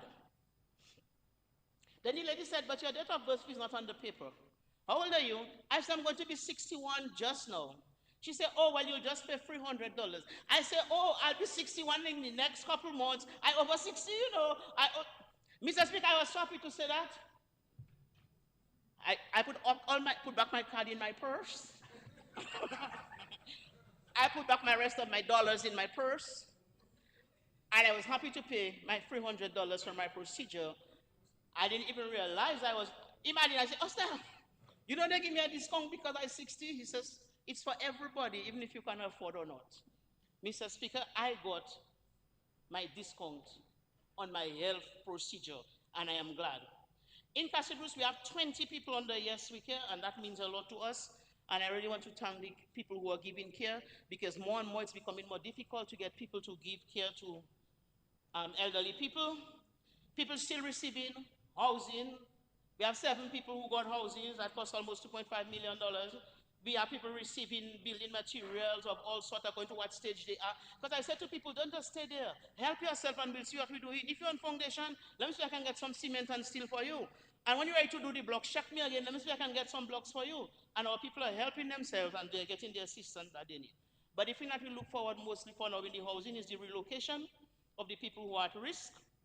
We are happy that 27 acres of land has been purchased. We paid for the land in full. We also pay for the crops. We have funds to begin. The tending process is almost complete. Site preparation continues and movement of machine will begin soon. Mr. Speaker, I take the opportunity to thank the people from the Petit Soufrière area especially and Good Hope for their patience. And people are now coming to our constituency, Mr. Speaker, just so they come and take a ride on the road. Mr. Speaker, $100 million spent by us out of that $300 million. But I tell you, those bikers, they did a good thing for us. Boy, voice notes flowing. Voice notes, boy, that piece of road, boy, from up there to, boy, those bikers had the time of their lives on that road. And one voice note was saying, if they just fix from the roundabout to Boadia, boy. And Mr. Speaker, I'm happy that this budget has presented for us to do this piece of road from roundabout to Boadia. And it's not just about the nice road and the ride, but it's about the vulnerability issues that this project has addressed. We feel safer now. We had some rains and we didn't have much anything to do there. So I'm saying that this road, the measures have served their purpose. And Mr. Speaker, even if the gas price go up a little, we're saving the money on shocks. So the money we save on shocks and on tires because we have nice road, we'll buy the gas with that for the meantime. We'll be a little patient and buy the gas. And more than that, the value of the land in that area has increased. Mr. Speaker, I want to thank our fishermen for their work. Whenever disaster, they dive over transportation, and they can get over that new facility. They have the land inside and a nice area where they can clean up and wash up and just jump on their vehicle, poop, poop, poop, poop, and go selling their fish. It costs us more than $440,000, but I'm saying we waited a long time and we are happy. We also want to encourage other people in the food security business, like our farmers, to get ready to do what they're supposed to do. The Minister of Agriculture will share his own, but the whole note what other people say, get ready for what is to come. We're happy that the feeder road in Modest will get attention, and our farmers will do what they have to do. Mr. Speaker, the new water system, $7.5 million. The last rain disturbed us, but we are hoping that that will complete soon. You know, but in the meantime, if you have a competition for who can bathe in bucket, you can come for me. If we don't come out first, we'll come out second. Yeah, because Mr. Speaker, Castle people have learned. But we spend 10 days without water in the Hainas Colton radio station, you know. We just go in the river, we have our bucket, we do our business, and we know the water will come for the next 2 weeks. Because we understand that it was not government fault when the rain came and washed out the work that was done already. Otherwise, by the end of March, we would have our system. So we thank DOWASCO for their efforts, and now it's a little better because they did something to help us out. Mr. Speaker, I think we're enjoying the fruits of our labor. Even with the electricity, I heard my husband, why is that noise I hear in there now? I don't know, as if when 10 o'clock, there's a lot of noise. And I be listen, well, go on the back porch, listen. Mr. Speaker, you think our people stupid now? Them people washing at 10 o'clock in the night now, because they went to a session, they told them in the night the rate lower. So now all that group washing machine in action in Castle Bruce. You understand what I'm saying? So we don't just go to session for going and listen sake. When the people tell us a thing, we try it out. And somebody said the city light bill went down already by $12 in 1 week. So we enjoying the fruits of our labor. Mr. Speaker, in the Castle Bruce constituency, we appreciate our Prime Minister because he works hard. He has a burden for his people. He has a purpose for this country. He has a vision for the purpose. And he has a plan to fulfill the purpose with total commitment. And that's why we appreciate him and we stand with him. And even if the world has become complicated, we don't care. We are praying. We are strong people. We made progress. The challenges are there. We are happy the food price is not going to go up too much. And we are also happy that we'll benefit from the customs reform. And the people of Castle Bruce, they don't have to follow no world news for them to see the effects of the climate change. And that's why I want to big up those people who are in the disaster, and Royet and her team. And some people came there, we had a competition, and we just won them just like that. And somebody was saying, but yeah, they gave us walkie-talkie. We get 0 on the use of walkie-talkie.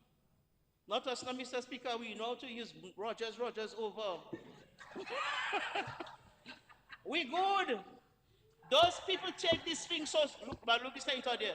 These people take this thing so seriously, you would not believe.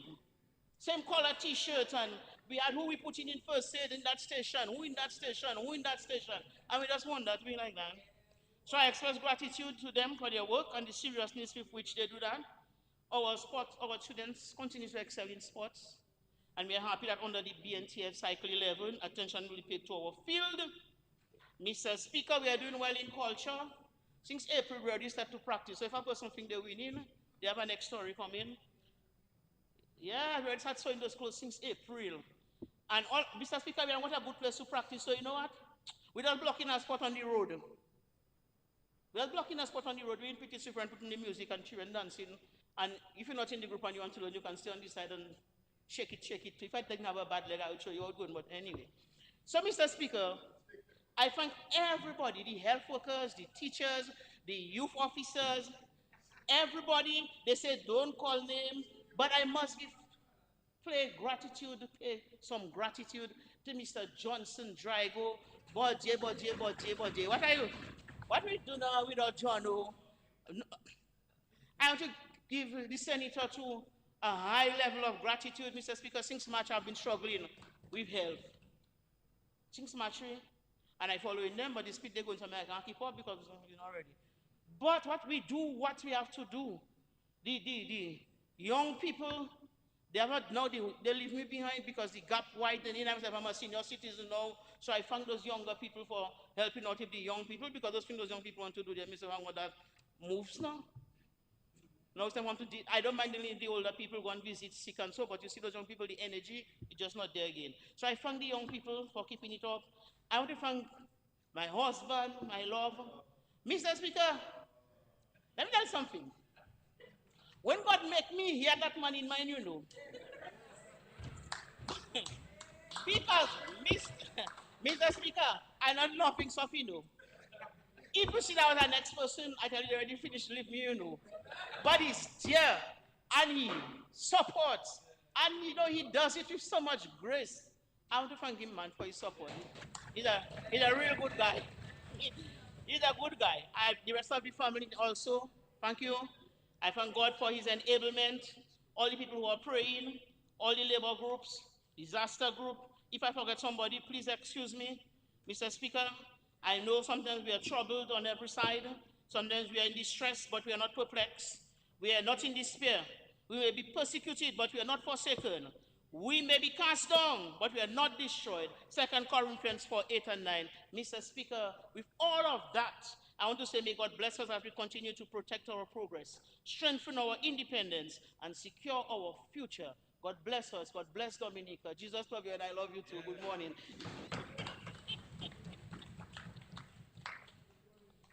I take more. I take more. You had an additional 5 minutes. Yes. Honorable Grant, I saw. No?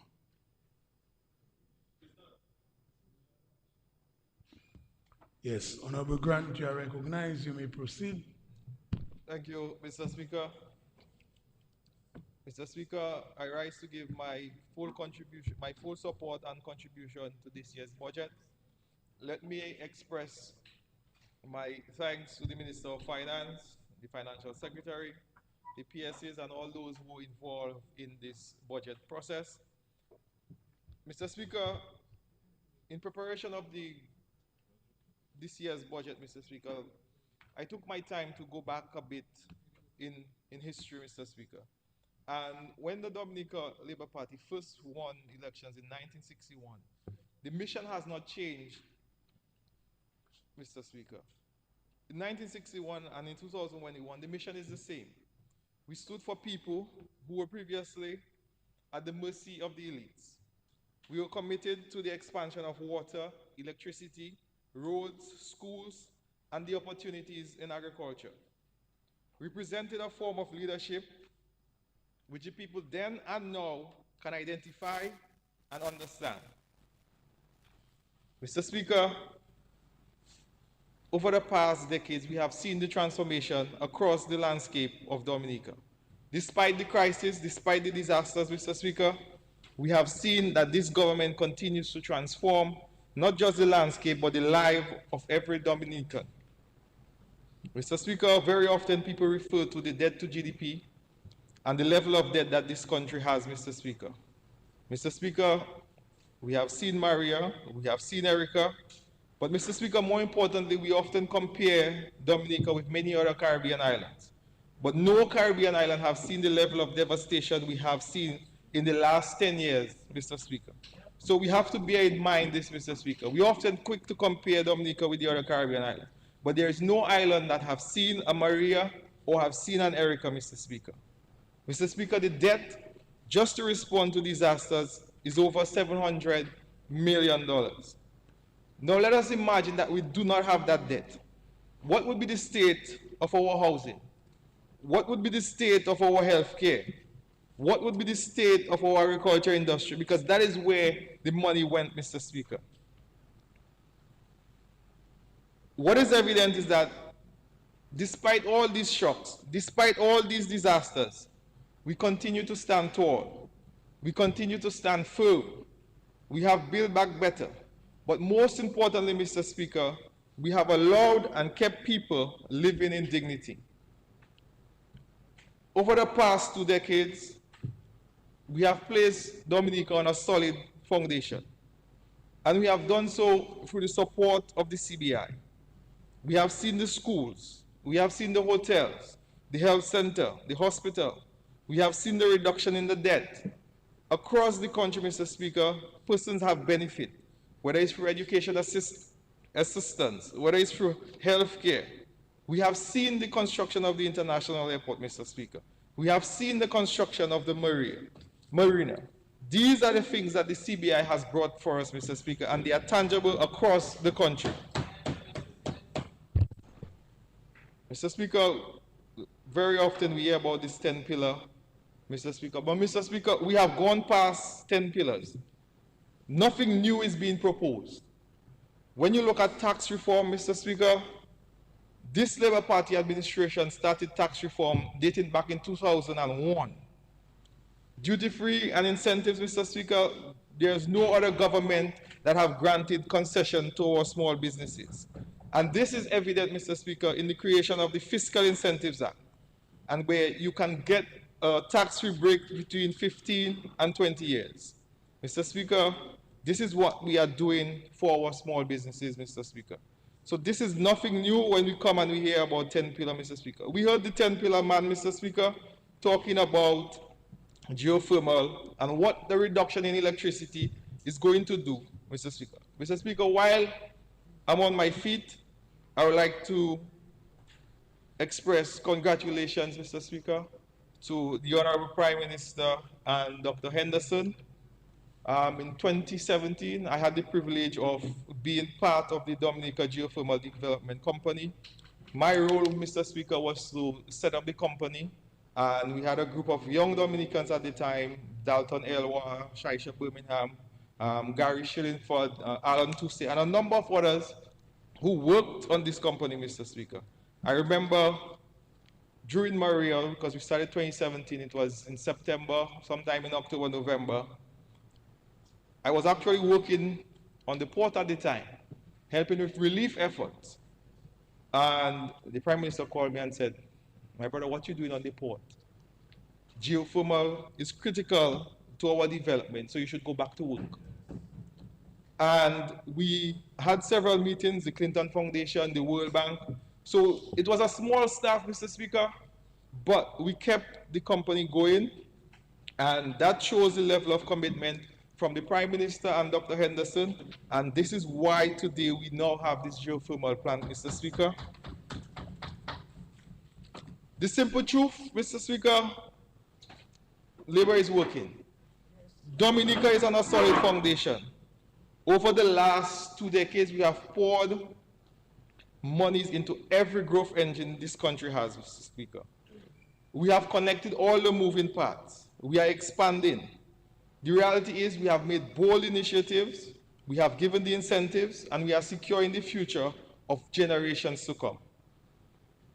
What we are dealing with now, Mr. Speaker, is the bread and butter issues. We are creating an environment where our young business persons can see their way, can grow their business and expand.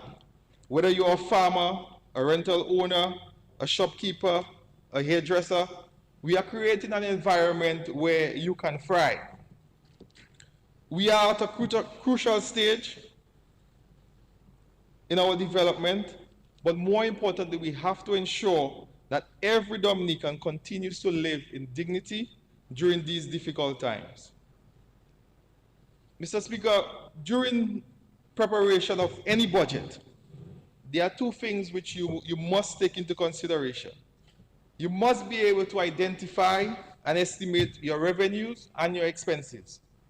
You must consider uncertainties, but most importantly, as this administration has done over the last 2 decades, is exercise fiscal prudence. We have seen an increase in revenue over the last 5 years. In the last fiscal year, we saw an increase in VAT of just over $12 million. We saw an increase in income tax. What does this mean? It means that the measures, the policies, and the investment that this government is making is bearing fruit. What it also means, more people are working. There's an increase in the consumption of goods and services. Companies are not only investing, but they are expanding. Mr. Speaker, to support my interpretation, let us look at some figures from the Dominica Social Security. 2020, contributions, 62 million. 2021, 66. 2022, 73 million.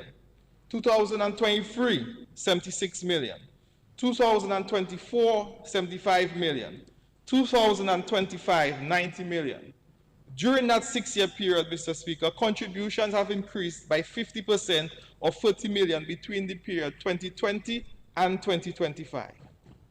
And that means more people are working and therefore they are paying into the Dominica Social Security. This is why I am confident that this government and this budget is taking a practical and sound approach to driving our economy upwards, but most importantly, increasing the spending power of all Dominicans. Mr. Speaker, we heard the complaints of the young professionals, the middle class. We listened and we responded. And very often we hear about tax reform and tax reform. But Mr. Speaker, it's important to note, prior to 2000, anyone earning as low as $1,000 had to pay tax. And who are these people? The messengers, the drivers, the clerical assistants. All these people had to pay tax. And what we did from 2001, we gradually increased who had to pay tax. So we shifted from 1,000 to persons owning over 1,250. In 2008, we increased this again to persons over 1,500. In 2009, we increased again to persons owning over 1,666. In 2015, this was increased to 2,083. And in 2018, Mr. Speaker, we increased it to $2,500. So anyone who earns under $2,500 as of today does not pay tax. Now, let us look at what this means when we have reduced the flat rate across the board for every Dominican, Mr. Speaker. Whether you're a police officer, whether you're a nurse, a government administrative staff, or you're in the private sector. The first $30,000 on your $48,000, Mr. Speaker, is tax-free. And bear in mind that all the allowances, Mr. Speaker, it's important to note, all the allowances that exist previously still exist with this 10% flat rate. So we're talking about the residential allowance, the mortgage allowance, the student interest allowance, the home insurance, and the medical insurance, Mr. Speaker. All these allowances still exist. And Mr. Speaker, while I'm on medical insurance, it's important to note that what this government is trying to do is encourage our citizens to take medical insurance because medical is very expensive. And the reason for giving us the allowance is that if you sign up, Mr. Speaker, you get a tax rebate because of having medical insurance. We heard over the last few days, Mr. Speaker, that this new 10% is only for persons earning a certain amount. The lawyers, the doctors, the accountants, the land surveyors, the engineers. Mr. Speaker, what I would like to urge all these professionals who are now earning those savings, you can now pass it on to your employees. So if you have a housekeeper, Mr. Speaker, you can give her an increase. If you have a groundsman, if you have admin staff within your private practice, within your private office, the savings that you are getting from shifting your tax band from 35% to 10%, you can pass it on, Mr. Speaker. Mr. Speaker, if you are going out because you now have more disposable income, if you are going out to eat, Mr. Speaker, I would like to encourage persons to tip your waiter. Ensure that the hard-working people in the hospitality industry, Mr. Speaker, ensure that they get a little extra something before you leave. Don't take your change. Leave it at the table to ensure that the hard-working people within the hospitality industry gets a benefit. So, Mr. Speaker, what I did is to outline that everybody within this country is going to benefit one way or another from the 10% flat tax, Mr. Speaker. You're also going to see an increase in the consumption of local goods and services. Mr. Speaker, this government has always been about putting money in people's pocket. And what we did with our measures, we saw the interest rate drop, Mr. Speaker, and sometimes we tend to forget. So it's important that we remind persons, before this administration came into power, a mortgage was as high as 8 and 9%. This has now dropped to a low 4.5%. And if you're a public servant, we heard that the Minister of Finance said that we have a 2% and persons are already applied and approved. But Mr. Speaker, outside of the mortgage, we also had the sale of lots, Mr. Speaker. And this morning, I came across a land for sale in the Canefield East area, Mr. Speaker, for $26 a square foot. Bear in mind that these are the lots that government also sold 5, 10, 15 years ago at $5 per square foot. These lots are now being sold for $26 a square foot. So with all these measures, Mr. Speaker, what we are encouraging persons to do is take a mortgage, take a student loan, improve yourself to ensure that you have a bright future here in Dominica. Mr. Speaker, the customs reform measure is huge. This is going to benefit every Dominican and is going to touch every room within your house. Mr. Speaker, one of the complaints is that importing vehicles has always been very expensive and costly. So, Mr. Speaker, with your permission, let me just look at two examples of, what Dominicans ordering now. So let's look at a vehicle under 10 years, a Suzuki Swift, 2017, Mr. Speaker. Prior to this measure, it would have cost $32,000. With the new measure, it's costing $28,000. But Mr. Speaker, it gets better. If you are a public servant and you're entitled to duty free as a traveling officer, this is going to cost only $22,000. Mr. Speaker, we have different class of drivers, we have different class of persons. You might want an SUV, you might want a CRV, or you want the more popular ones, the Subaru XV. Prior to this measure, Mr. Speaker, it would have cost every Dominican $40,000. With this measure, it's going to cost $35,000. That's a saving of $5,000. But Mr. Speaker, if you're a public servant and you're entitled to duty free, this is going to cost $28,000 for a CRV or a Subaru XV, Mr. Speaker. What we are doing is giving citizens the power to buy vehicles under 10 years, Mr. Speaker. We are making it easier for the average public servant to own their own vehicle. Mr. Speaker, this measure does not only apply to vehicles. I sat with Customs, Mr. Speaker, to try and get a better understanding of this measure.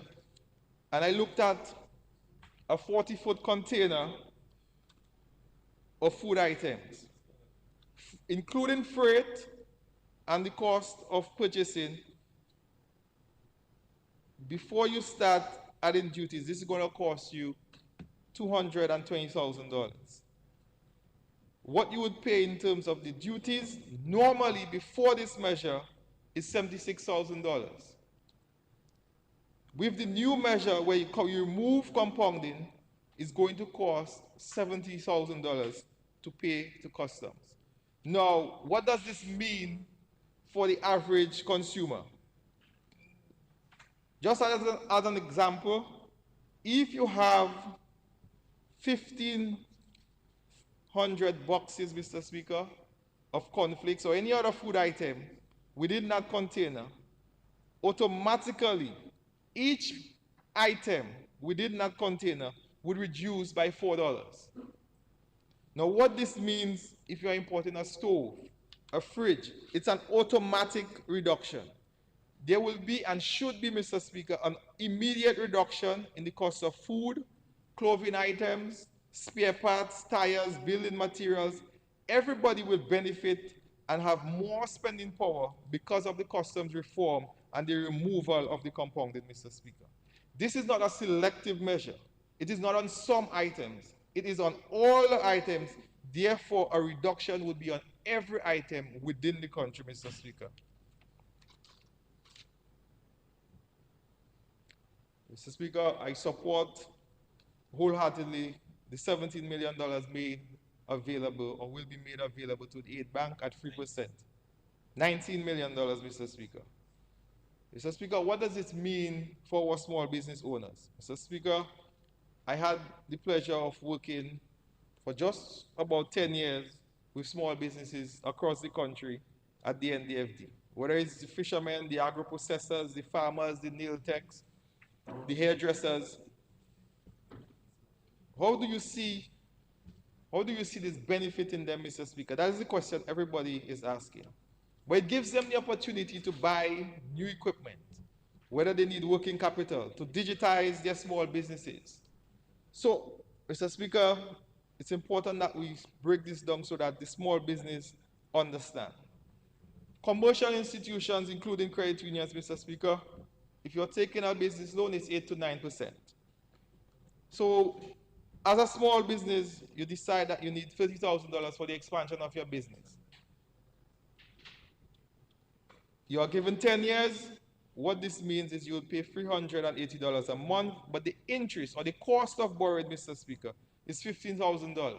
So at the end of the 10 years, you end up paying back $45,000 on a $30,000 loan at the commercial institutions. With this facility, $30,000 at 3.5%, you will be paying $296 a month. It's just about $100 difference, Mr. Speaker. But importantly, at the end of the loan, you would be paying just about $10,000 less in interest. And as a small business owner, this is significant. So what you have is not only savings in terms of financing, you have a custom reform measure, you have the exemption of what we did a few years ago in terms of your packaging. And Mr. Speaker, as a sole trader, the 10% flat tax is also going to benefit you. So what we are doing is giving all businesses the opportunity to expand, to stimulate the economy further, to create more jobs, Mr. Speaker. And Mr. Speaker, within my own constituency, I will be having discussions with the young man who wants to do poultry, who wants to set up a pig farm, the hairdressers, the nail techs, all the shops and restaurants, even persons who are interested in the small guest house, the taxi business. We are going to have discussion, Mr. Speaker, to ensure that they benefit from this facility.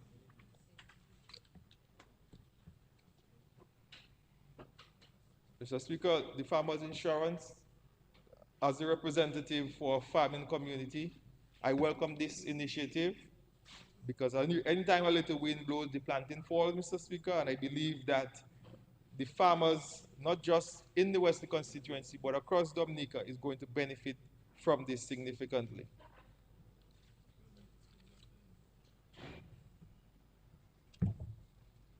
Mr. Speaker, the Ministry of Public Works, we continue to invest heavily in roads. The Lubia to Bagatelle Road is on stream. We have seen the mounting of several bridges. Just to the public to note, Mr. Speaker, due to the breakfast fete, we temporarily opened the road from this today to Tuesday to allow for our visitors to travel safely to Granby. Mr. Speaker, every time I stand here in this honorable house, I must express my gratitude to the people of Wesley, Woodford Hill, and Palm Tree. Mr. Speaker, I would like to thank them for their patience and understanding while we construct one of the largest and most transformational projects this country has seen. They have been real patriots, Mr. Speaker. I am happy to report that while we have our challenges, while we have our inconveniences, the people of Wesley, Woodford Hill, and Palm Tree stand firm in support of this project. And it's important that we recognize the effort, Mr. Speaker. You had a number of persons who were relocated. They had to redo their farms. And while they will compensate it fairly, Mr. Speaker, it is no easy task to give up your home of 30 years and in some cases 40 years. So they must be commended for this, Mr. Speaker, and I thank them for their continued understanding during this time. Mr. Speaker, in the Wesley constituency, we continue to focus heavily on the employment of our young people. And we have seen through the NEP program, a number of persons have transitioned. So we have persons who were previously mentors and now nurses, previously persons who were admin assistants. They have graduated into plant quarantine officers. Some of them have graduated to teachers. Some of them are within the public service. And this is a significant milestone for a small constituency. For a rural constituency, Mr. Speaker, as you know, rural constituencies across any country within any part of this world are challenged because of the difficulty and the lack of access to many things. But within the Wesley constituency, Mr. Speaker, we can say that we are creating and we have seen the benefits of the international airport. So we have a number of persons who are working there. But more importantly, as we prepare for the international airport, we have seen the creation of a number of businesses and a number of new ventures are starting up. And I would like to encourage my constituents to take advantage, Mr. Speaker. One of the areas that we are focused on is to ensure that a number of the young professionals, the policemen, the firemen, and the other professionals within the constituency own a piece of Wesley. And that is important, Mr. Speaker. If you are from Wesley, I'm of the firm belief that you should own a piece of Wesley. And recently, we started to sell lots, and Mr. Speaker, and it's important to highlight it's for persons without land. So we are not selling to persons who are looking for a second piece. We are ensuring that young persons within the constituency who do not own land get a piece of land within Wesley, Mr. Speaker, at a mere cost of $5 per square foot. Mr. Speaker, with all these measures and, as some persons say, the goodies that we have given in this budget, how are we going to cushion the loss of revenue? It's a simple question, it's a simple answer. This government has always been prudent. We have always been responsible in terms of our investments and the management of the country's resources. And within the Public Works Ministry, as we are responsible for public utilities, I would just like to give one example. So we had seen a shift from May 2026 to June 2026, a reduction in the public service utilities of $400,000. And that is due to directly linked to the geothermal, Mr. Speaker. So when you look at this on an annual basis, just on electricity, we'll be saving $5 million because we are also implementing other measures to reduce the cost of electricity to the state and to the citizen. As we speak, Mr. Speaker, we are conducting an audit to ensure that if we are paying for street lights, we are getting those lights from DOMLEC. Also, we are conducting an audit as it relates to standpipe. The WASCO bills the state for every standpipe, so if we have a standpipe, we're conducting an audit to ensure that they are operational and they exist. So all these are ways that we are looking to reduce, just within the Ministry of Public Works, reduce the cost to the state, Mr. Speaker. Therein lie where we will be getting the money to cushion the loss of revenue for the $43 million which will be, and that is just within the Ministry of Public Works. How are we going to continue with the cushion, Mr. Speaker? With the international airport, the cable car expected in the next 18 months, we're going to see an increased consumption of goods and services, increase in terms of the number of persons occupying hotel rooms, also in the other incentives as it relates to returning Dominicans. All these increases, Mr. Speaker, will lead to an increase in revenue for the state, Mr. Speaker, cushioning the $43.5 million that we are giving up in terms of revenue. There are a number of other measures that we are looking at to ensure that we run and continue to run an efficient government service in terms of providing our goods and services to all our citizens.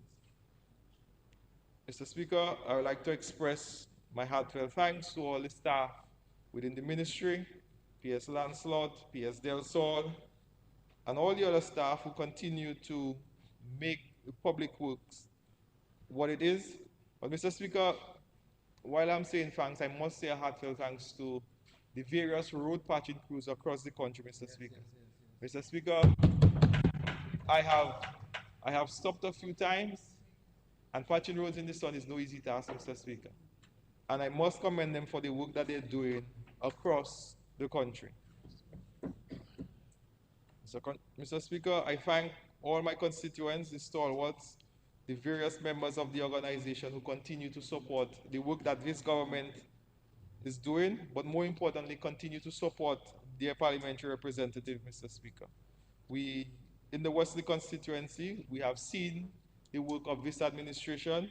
We believe that there is no other party, and as it is now, there is no other individual that can bring proper representation to the people of Wesley. So, Mr. Speaker, I thank you for your time, and I give my full support to this budget. Thank you.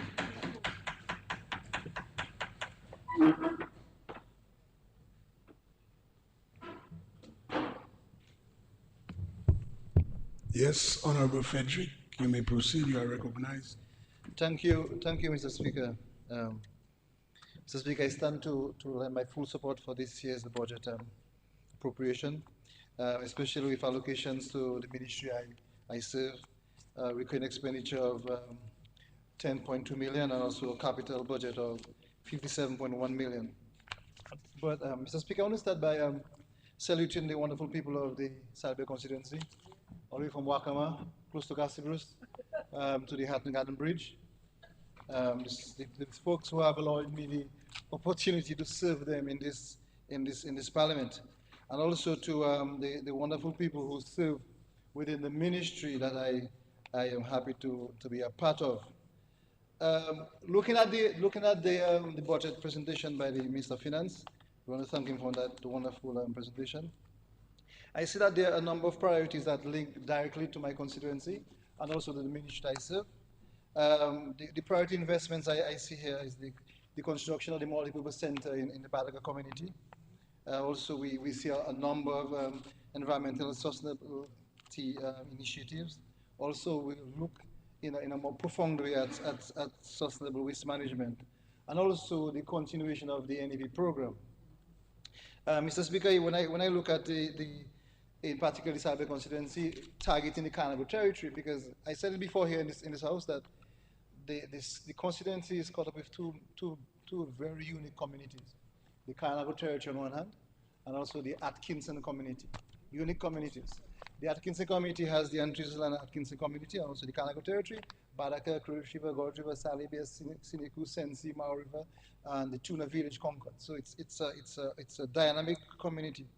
But in the budget address, there's specific reference to the Carnival territory, speaking to the continued investment in the emergency shelter, also the East Coast roads that from Boadia all the way through the Carnival space to Hatton Garden. And importantly, Mr. Speaker, also the Siniku Primary School, which is 85% complete. I happened to visit there a few weeks ago, and the work is progressing in a very good manner, Mr. Speaker. And also, within the constructs of the orange economy, we'll see that the Carnago culture will be highlighted. Traditional craftsmanship, music, dance, storytelling, the cuisine, indigenous culture, indigenous heritage, product development, and also marketing. And so, Mr. Speaker, when you look at the concept of the development of the rural communities, the Atkinson community will benefit from that part of the budget space. Mr. Speaker, we're speaking about developing the Atkinson and upgrading this Atkinson playing field and other green spaces within the rural community. Installation of modern playground facilities, landscaping the green spaces, providing seating, providing walking areas, lighting, and also major amenities across the village. We speak also, Mr. Speaker, to planting of native trees and to enforce environmental stewardship. And of course, we'll work in collaboration with the Carnago Council on one hand, and also the Atkinson Council on the other hand. Mr. Speaker, we will also benefit from the community mentorship program. And so there'll be established a mentorship program where we will connect with retired professionals, farmers, artisans, tradespeople, entrepreneurs, educators, and we'll connect the youth to those people, Mr. Speaker, and we'll be part of this entire movement across the country. In terms of infrastructure, Mr. Speaker, we will also benefit from the continued rehabilitation of roads within the constituency, in Atkinson and in Carnago territory as well, and also look at additional feeder roads for access of farmlands to farmers. Mr. Speaker, importantly though, the budget spoke very candidly about environment and sustainability. Two important concepts for our island, Mr. Speaker. And so we have highlighted a number of priority areas. We're speaking about environmental sustainability programs, a sustainable waste management initiatives, and expansion of renewable energy, Mr. Speaker, protection of natural resources, climate-smart agriculture, agroforestry initiatives, and also strengthening the resilience to climate change. Mr. Speaker, so these budget items directly align to what happens within the Salbay constituency, especially Atkinson and Carnago territory, and also more targeted at the Ministry of Environment, Mr. Speaker. There are some key highlights, Mr. Speaker, in the budget presentation. And it speaks in a very profound way about the protecting of our country. Waitikobul is natural capital. And so, Mr. Speaker, we'll be protecting nature, and in so we'll be protecting our economy. We'll have healthy forests, and which will reduce flooding, and all of those wonderful things that we do in environmental protection. We know that what we have as a product in Dominica is beyond just what we see on the land space, but also what happens in the marine space. So all of this will be taken into consideration, Mr. Speaker. And as we continue to promote and to project Dominica as the first climate resilient country, it's important to make major investments in these areas. Mr. Speaker, I was sort of pulled out of the conversation yesterday by my good comrade, Vince Henderson. I love to connect the history because it's important. People who do not know where they come from may not be too aware of where they're going. And so, as Honorable Vince Henderson, Dr. Vince Henderson, I think we have had major achievements in the last 26 years, but because we are a developing country, Mr. Speaker, and we understand that the effects of climate change have affected us many times in our recent history. So, Mr. Speaker, we are making investments in these. When we look in a targeted way at what we do within the Ministry of Environment, Mr. Speaker, I could report to this Honourable House that about 53 hectares of forest was areas reforested. If we do the math, a hectare is about 2.5 acres. That would be about 150 acres of land have been reforested. 16,000 plus hectares is on the active conservation. We have had 670 schools and volunteers and community groups engaged, a mixture of all of those.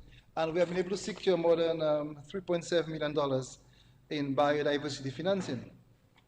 Mr. Speaker, I want to briefly go to what I would like to coin the transformation of the waste management in our country.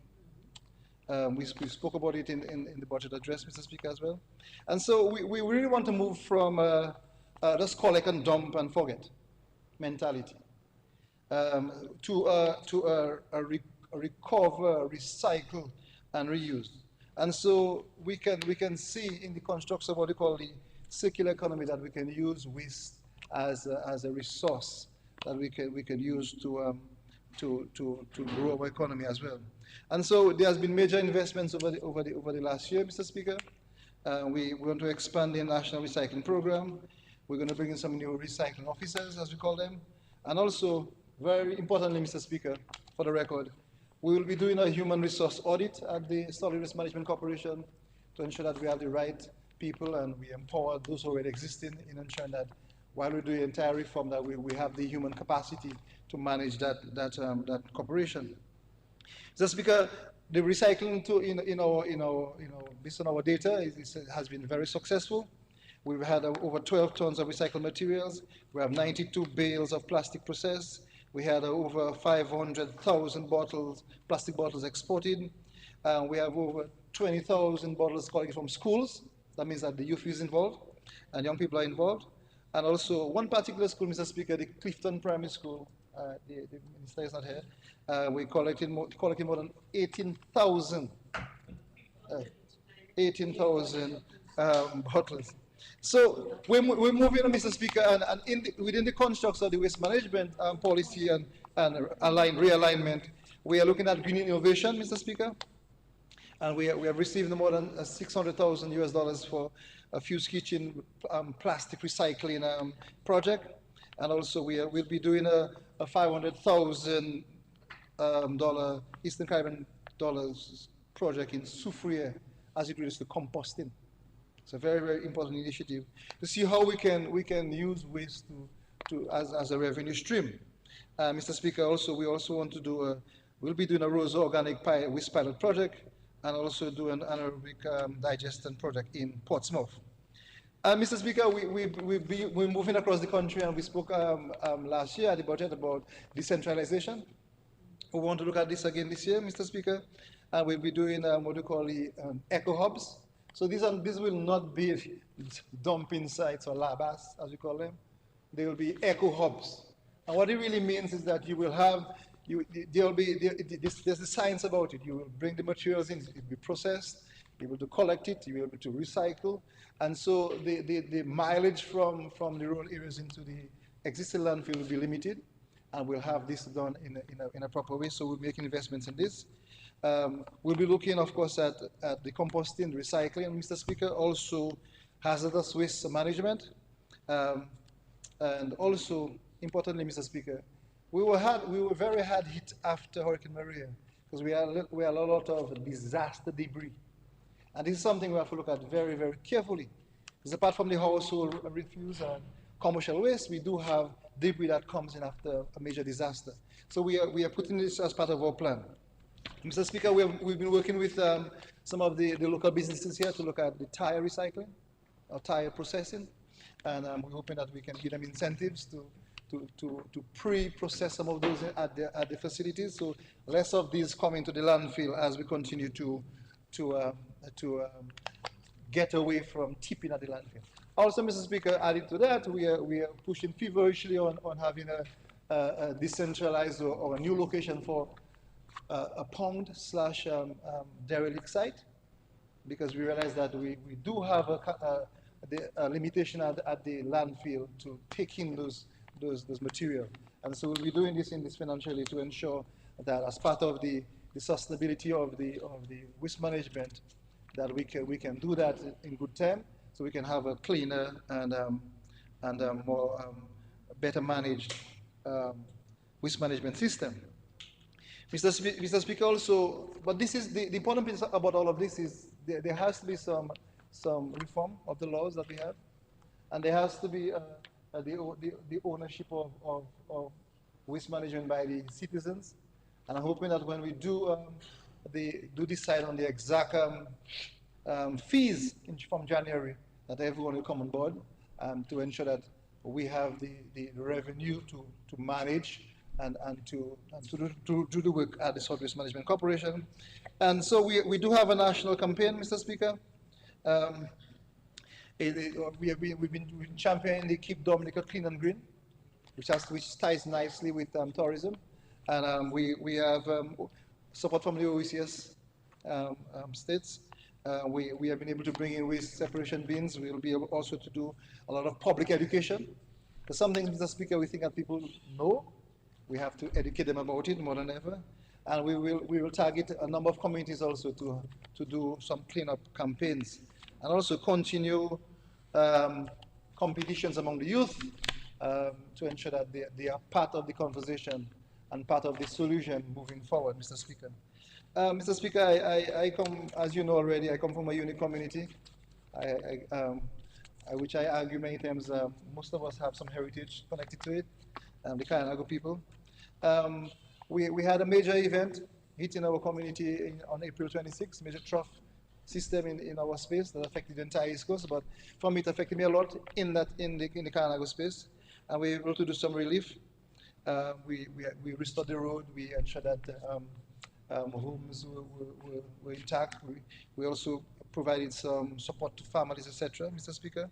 And I really want to salute the support of some of our partners, UNDP, UNICEF, Israel Aid, ODM, the Public Works Division, our department, thank you, Honorable Grant, the Forestry Department, also Agriculture, Housing, and Health, because we've been able to bounce back as it is from a major system that affected the community, Mr. Speaker.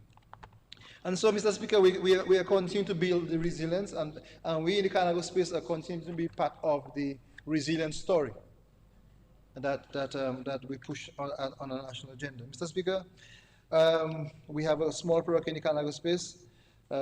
With some assistance to small businesses, bucket gardening, etc., Mr. Speaker.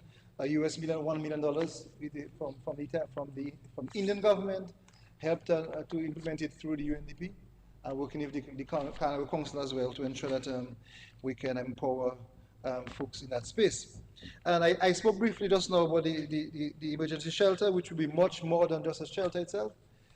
during times of disaster, but also a cultural space that we can express our culture and our trust assets that we have in our heritage. Mr. Speaker, the KDF, a big fund we established a few years ago, Mr. Speaker, the Kanago Development Fund, helping to unravel the trouble of having a land space that is owned in common with no land title.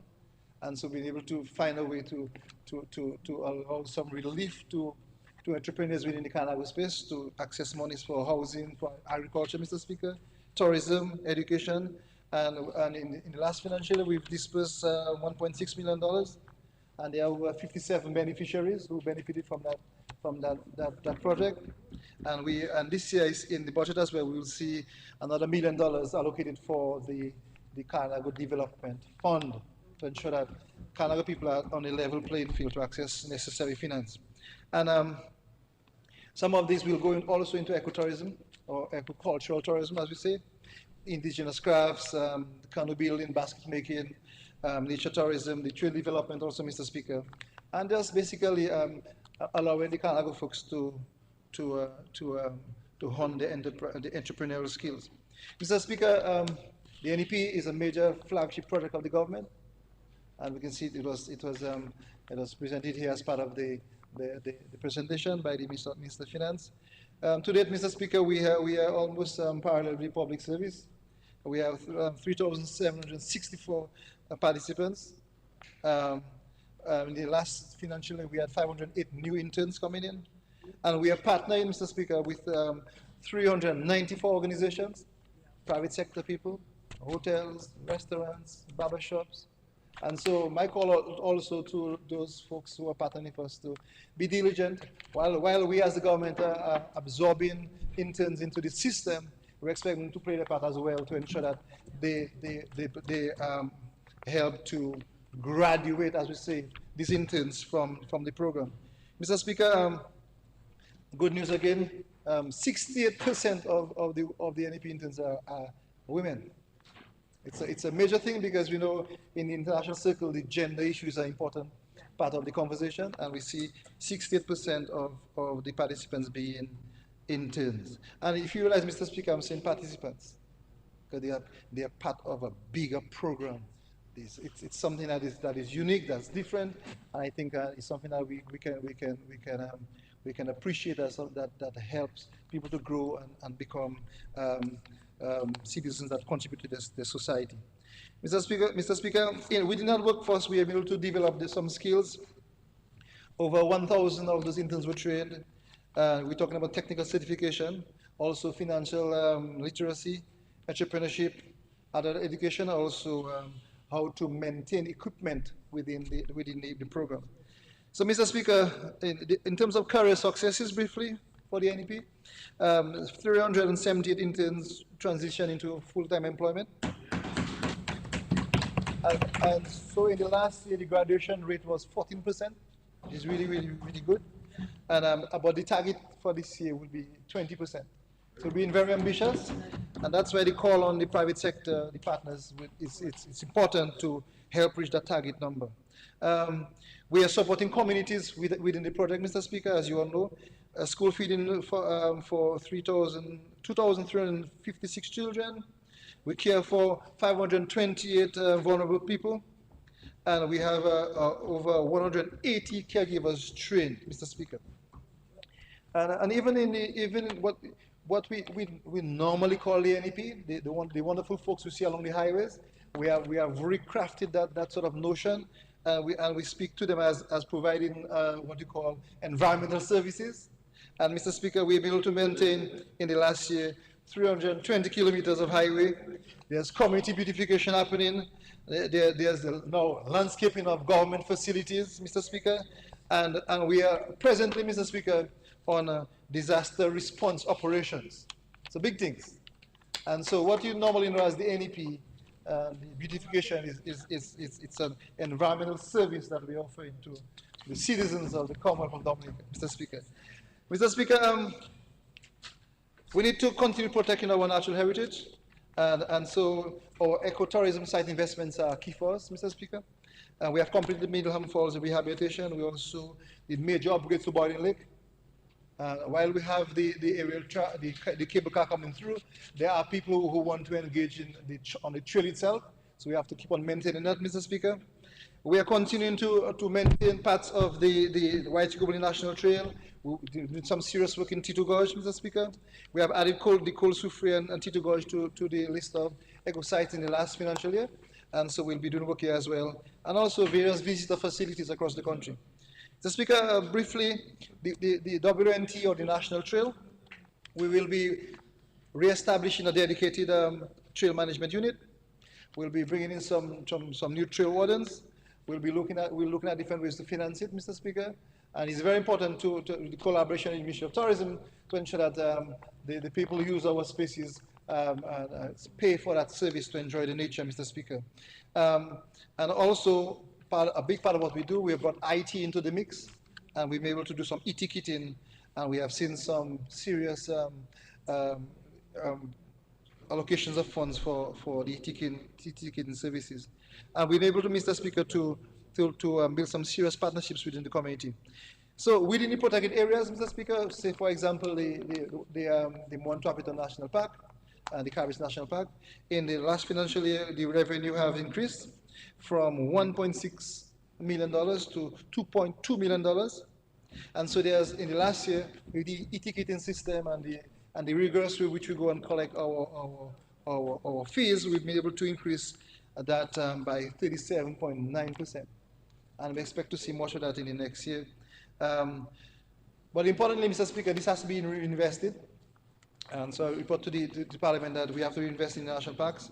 We invest into the biodiversity infrastructure, also in visitor safety, Mr. Speaker, and also in educating people about what it is to be part of a country that is called a nature island. And so you have to be part of that movement, Mr. Speaker. And so, Mr. Speaker, 95% of our ticketing frame infrastructure has been complete. Staff have been trained, and we expect, and we have already seen improved visitor experiences, Mr. Speaker. Briefly, Mr. Speaker, the Forestry Division, we're doing a lot of work there. Watershed management, climate resilience, disaster recovery. And also, Mr. Speaker, we're looking at a lot of nature-based solutions. There's a sort of notion in developing countries that every situation that happens, that goes through a crisis, we have to pour some concrete and build a wall, and we say that there we're able to do some nature-based solutions. So we are restoring plants along the river banks. We are doing vetiver stabilization in some areas. We are also reforesting parts of the country, Mr. Speaker, and also we are doing some serious coastal protection. Mr. Speaker, the vision moving forward, Mr. Speaker, we are pushing towards 2030 in our minds, which is important. It's part of the UN mission as well, that we're pushing towards 2030. And so we want to increase our recycling to 70%. We want to restore more than 75 acres of forest again.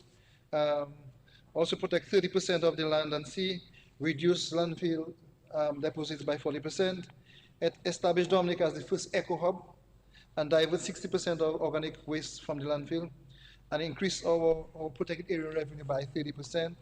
And Mr. Speaker, we also want to do the human capacity piece to train 15 young environmental leaders and have a transition of 16% more young people into permanent employment within the NEP. Mr. Speaker, and so we're hoping that doing all of this within our ambit as the Ministry of Environment, we will see visitor satisfaction improving more than 25% at our various sites.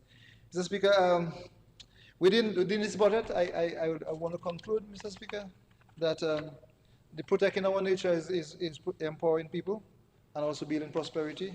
I see that the budget is committed to protecting our forests, safeguarding our biodiversity, modernizing our waste management system, Mr. Speaker, strengthening our climate resilience, empowering the Kayanago folks, building stronger communities, and growing sustainable tourism, investing in young people, Mr. Speaker, and securing a cleaner and greener and more prosperous Dominica. But before I close, Mr. Speaker, I want to circle into two activities which will be coming up in the next few months and weeks. On the 9th, Sunday the 9th, we'll be World Indigenous Peoples Day, which we do celebrate it on Monday, and the United Nations has celebrated this day. I had a conversation a few months ago with the Carnival Council, and we want to propose that that might be the ideal day to have a Carinago Day as an official holiday, because it's a World Indigenous Peoples Day, and so we're pushing this. So this year we're celebrating midwives, and we will have we will celebrate our midwives within the Carinago space who have brought forth people like myself into this world. And so we have this activity for them on Monday, Mr. Speaker. Importantly, fast forward, the week of September 19th is Carinago Week. There'll be a number of activities during the Carinago Week where we will celebrate culture, we'll have food and beverage, and we'll have a good time or a bon temps. We also celebrate our heritage. Importantly, to salute the warriors who protected these lands for many, many moons within our space, Mr. Speaker. Mr. Speaker, thank you very much for your time with me. Thank you for my parliamentary colleagues. Thank you for the cabinet and ministers who always hear my stories about Carinago warrior spirit. Yeah. And that's the one key word I think you know about me, representing the people in the Carinago territory. But importantly, Mr. Speaker, to always remind people that a lot of places across the country is Carinago space still, like the Koliu and the Kulibistri and the Bawi and the Kashaku and the... So actually those names remain in the Creole culture. And so I really want to celebrate those folks who actually live in those spaces and who still honor the ancestry.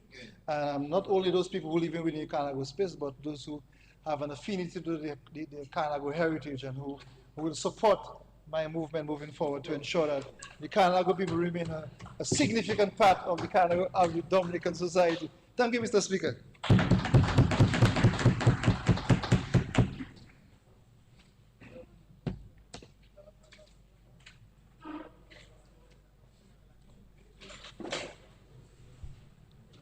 Yes. Senator Parrish, you are recognized. You may proceed. Thank you, Mr. Speaker. Still morning? No, the afternoon. Good afternoon, parliamentary colleagues. Good afternoon, Mr. Speaker. I rise for just a few minutes to make some short contribution on the budget debate that's presently before the House. First, let me congratulate the Minister of Finance for taking up challenge. Coming back this year, I'm presenting what everybody is calling comprehensive. I also want to congratulate the Leader of the Opposition for what I would like to call a very well done presentation yesterday.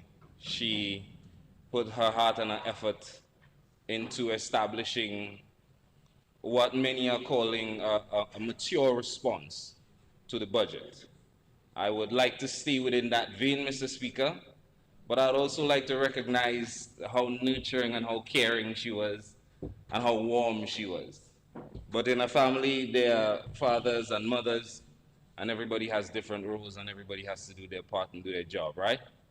Mr. Speaker, while it is commendable, and the government must be congratulated for, and recognized, for the type of performance that they've had. When you zoom out and you look at what is happening with the numbers and seeing the 98% in public investment program coming in under what we said we would spend, making sure that we didn't overspend globally. That is something that on the face of it looks commendable. People would say, wow, thanks for saving us some money, you know? Mr. Speaker, the process that we're going through here is one where two separate things are happening. The budget of justice being presented, one, is a statement of fiscal policy. What are we looking to do in the coming fiscal period that will create some economic buoyancy and stability, right? But also the estimates are being presented. These estimates is a document that will tell us how we are going to strengthen and to look at developing those policies and those programs that we set out in the policy statement. Now, Mr. Speaker, to support, to scrutinize, to not support, you have to look at both. and some sincere scrutiny must be given. But what we often do, and what the conversation is often skewed at, Mr. Speaker, is looking at simply what is being presented now and what it intends to do. And Mr. Speaker, on the face of it, you say, wow, boy, 10% income tax across the board, we're not doing bans anymore? That's great. Of course it is. We're looking at tax reform, and we're looking at import reform in the tax in the area of taxes, and how we're removing the compounding, something that Dominicans have been asking for years. Of course, that is a good idea. And that can't be debated. When you talk about farmers and the insurance scheme for farmers, of course, Mr. Speaker, that is something that is remarkable and noble. And I've heard many times that in the development of small island states, the avenues you have for developing a country are very few and far between. Of course, we have limitations. So what you would do and what I would do are not going to vary that far.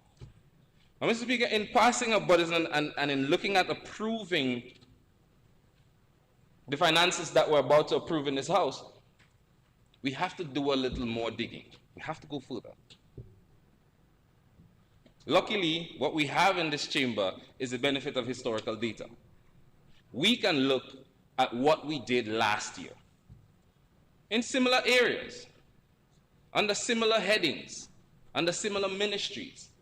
The approvals that we had last year, what did we do with it? Mr. Speaker, when you go into the details, line by line, item by item, that's where you get the real story of whether we're doing whether the arithmetic is telling the story or whether performance is actually telling the story. And for the next couple of minutes, Mr. Speaker, that is what I would like to do. I would like to, stay in the vein of the opposition leader, be responsible, but also responsibility without accountability is flawed. And hopefully, we can get some of that done before we get to lunch, all right? In his presentation, the Minister of Finance remarked, and I quote, these investments builds the infrastructure and the productive assets needed to expand economic capacity and resilience through these initiatives. This government aims to strengthen our productive capacity, promote inclusive growth, and enhance the quality of life. But Mr. Speaker, when you match that statement against the performance of a number of the delivery ministries under the PSIP program for last year, we start to get into a little bit of our pixels in the picture of our financial performance start to get clearer. And I will not attempt to be as eloquent a storyteller as the Minister of Foreign Affairs. I listened to him yesterday and I was blown away by his craft, Mr. Speaker. But we're going to go a little further than storytelling today, all right? Mr. Speaker, under the Ministry of Tourism, under the Ministry of Finance, economic development and climate resilience, education, human resource planning, vocational training, housing, health, sports, and youth development, and public works, we have significant underperformance. And I know in the spirit of I don't know, somebody asked me if the opposition leader used to teach. She was giving out scorecards yesterday, and that's fine. But we're seeing, Mr. Speaker, these line items are telling a different story. And now the question becomes, is it that these ministers, who I have utmost respect for, is it that they didn't have a place to spend the money? Or was it that the money wasn't available? Mr. Speaker, the question still hangs because a number of presentations have gone and you haven't heard anybody so far, and I stand corrected, Mr. Speaker, explain why that is. And we must not seem to ridicule honest dialogue that asks for accountability in these areas. When we go closer, Mr. Speaker, and we start looking more into the figures, and the figures are available to all of us, they're not online yet, but they're available to all of us, we start to see areas, very few, 2 of them, and I'd like to touch on them, who have exceeded their allocations, the approved allocations from budget last year. First one I'd like to touch on is the Ministry of Environment, Rural Modernization, Kalinago Upliftment, Constituency Empowerment, exceeding its budget by over 20%. When you go into that, Mr. Speaker, you recognize that I want to be responsible with the words, that the overage is under the National Employment Program. Fear. We love the NEP. We've heard many people mention about the growth, the graduation, and so forth in the National Employment Program, and a program that was developed to empower people across the spectrum, not debatable. Do we have ideas of how that can be improved? Of course. And we have ideas inside and outside of Dominica. We've heard the IMF talk about it. We've heard everybody talk about how the National Employment Program can be improved. Sure, that's not what we're talking about today. What we are trying to figure out is why the cost under that program, that single line item in the Ministry of Environment, was increased in a single fiscal period by 60% over what was allotted last year, what was allocated last year, right? Now, Mr. Speaker, you know how we feel about the NEP, but that needs to be explained. Somebody needs to say why. And we're in a situation where these same people under the National Employment Program, verified or not, you see it on social media, you hear it in the conversations, that they get paid late and so on and so forth. And Mr. Speaker, these things happen. These things happen, understandably. Everybody of us here understand in the running of a business, far less the running of a country, that these things can happen. But we owe it to them to say, hey, this is a challenge that we're having. This is why we need these things this is why this is slow. And this is why we had that over expenditure. Maybe we employed 60% more workforce, or maybe our workforce increased by 60, or our workload increased by 60%. We can't just gloss over it like it didn't happen. Something must be done, Mr. Speaker. In that same ministry, I just heard the minister talking about the reforestation program, and so on and so on and so forth. But there are several areas where he could find $16 million to spend here, but he couldn't find it for the Kalinago Development Fund, and $1 million, and he couldn't find $35,000 on the reforestation program. That kind of difference, Mr. Speaker, requires accountability. Because after the Minister of Finance presented, Mr. Speaker, I saw a lot of memes going around showing all of the things that we're proposing in the budget, but the budget is more than just memes. Real people's lives are being affected. And of course, Mr. Speaker, we understand that, but we need to explain to them why. Under the Ministry of Foreign Affairs, International Business, Trade and Energy, the numbers tell an even bigger story. That's a bigger story. Not necessarily because the numbers are bigger, they just tell a bigger story. And Mr. Speaker, what I'm about to say must not be construed for a criticism. It is seeking for clarification. You go into the estimates and you see where the money went. There's no ambiguity as to where the money went. The money went into the transmission lines. And we understand all of the challenges that we heard the minister speaking yesterday. And he, an experienced minister, senior minister, talk about the challenges that he saw the men doing the transmission lines, what they went through. So it's understandable that there will be challenges. It's understandable that there will be challenges. But I have a problem with, Mr. Speaker. I shouldn't say a problem because it's not that serious, all right?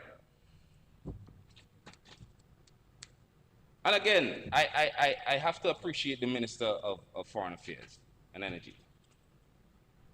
When you talk about the geothermal project, you have to respect the revolutionary leadership that has gone into making this a reality. The minister said it yesterday. It took long. It took more money than we expected.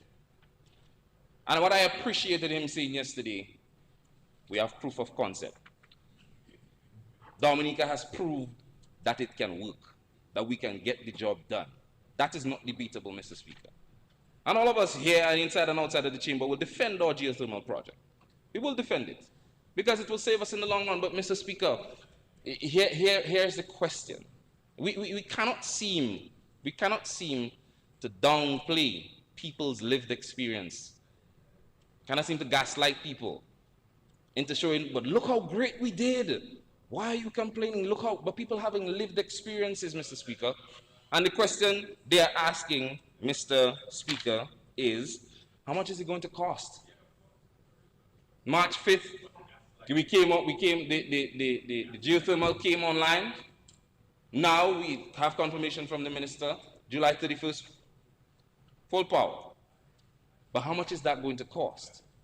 Because you see, our resilience, Mr. Speaker, is more than just being impressed with how far we've come.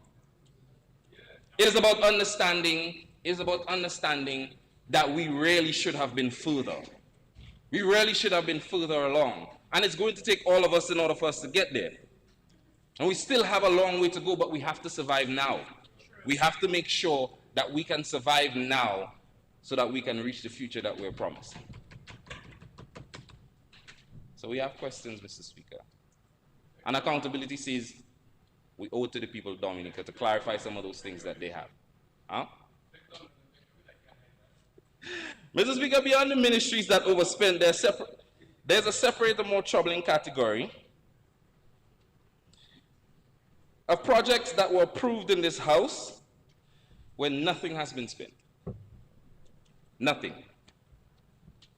These are capital projects approved by the Parliament where nothing was spent. Procurement of the Information System, Inland Revenue, Future Housing Development Program, retaining walls and belts, reconstruction of the ferry terminal, guardrails and road safety, vendors market, York Valley, Pocasset rehabilitation, panel bridges, new public library, which has been deferred, solar, wind power street lights, community waste storage improvement, Kalanago Territory Zero Waste Project. No money has been spent there, yet we don't hear any explanation as to why. And that, Mr. Speaker, raises the question. Thank you very much. All paying attention now. Raises the question. So what gives us the confidence that we will do it this year? As revolutionary and as groundbreaking as this budget seems to be, if that is our performance from 12 months ago, what confidence do we have? Where is our accountability that says we are able to do it this year? And this is why you should support it. That's the question, Mr. Speaker. That's the conversation. That's the honest dialogue that's happening. Why didn't you do anything there last year? What was the difficulty that prevented you from doing that? Under the Ministry of Education, Mr. Speaker, PSIP allocation for the ministry, 14.8 million. 3.2 is our revised projected spend. And you heard the Minister of Finance talk about the schools and all of the things that is happening on the schools and so on and so forth. But that is not reflected in the figures that we have. And those are the minister's figures. Those are not anybody cooking up these books and bringing them to the Parliament. Those are the minister's figures. How are we reconciling these differences and the questions that arise when we see that type of performance, particularly in areas where the minister says these investments are supposed to create the stability and the economic buoyancy that we are looking for? Of course, Mr. Speaker, we see that the grammar school is needing another $500,000 for its never-ending continuation project that was supposed to cost less than 100 million or less than $50 million is in the region of 150. Still no explanation as to what happened at the auditorium roof. Still no report available to the public as to what happened and who's taking responsibility for it. I mean, somebody would have raised the question about professional malpractice. Somebody would have raised the question about contractors not doing what they're supposed to do. And in some societies, I heard that from an old man before, you know. The phrase is, necks would have to roll. I guess welcome to Dominica. Because, Mr. Speaker, the building was just demolished, you know, and we're just moving on, quietly. No accountability. Nothing to say, just moving on. And by the way, give us $500,000 more because the project's still ongoing. It's a fair question, Mr. Speaker. That's not unreasonable. Because it's the people's business. And they want to know. Mr. Speaker, I would like to touch on I would like to touch on the growth that we spoke about, that the Minister of Finance spoke about. But, you know, I would just like to note, and maybe the Minister of Finance can clear it up in his wrap-up, there's a discrepancy between the 4.5% growth and the 3.16% that is in the documents. And this is not an allegation, because the IMF also reported that Dominica grew by 4.5%, but in these documents, it is saying that our growth is 3.16. So the minister can probably clarify where we got that from, and in his wrap-up, and he can give us some information as to how we can which figure we should be taking. Also, Mr. Speaker, there's some discrepancy, and maybe not a discrepancy, but just a calculation where it relates to the 1% projected growth confirmed by the IMF as well in their Article 4, and the 2.2%.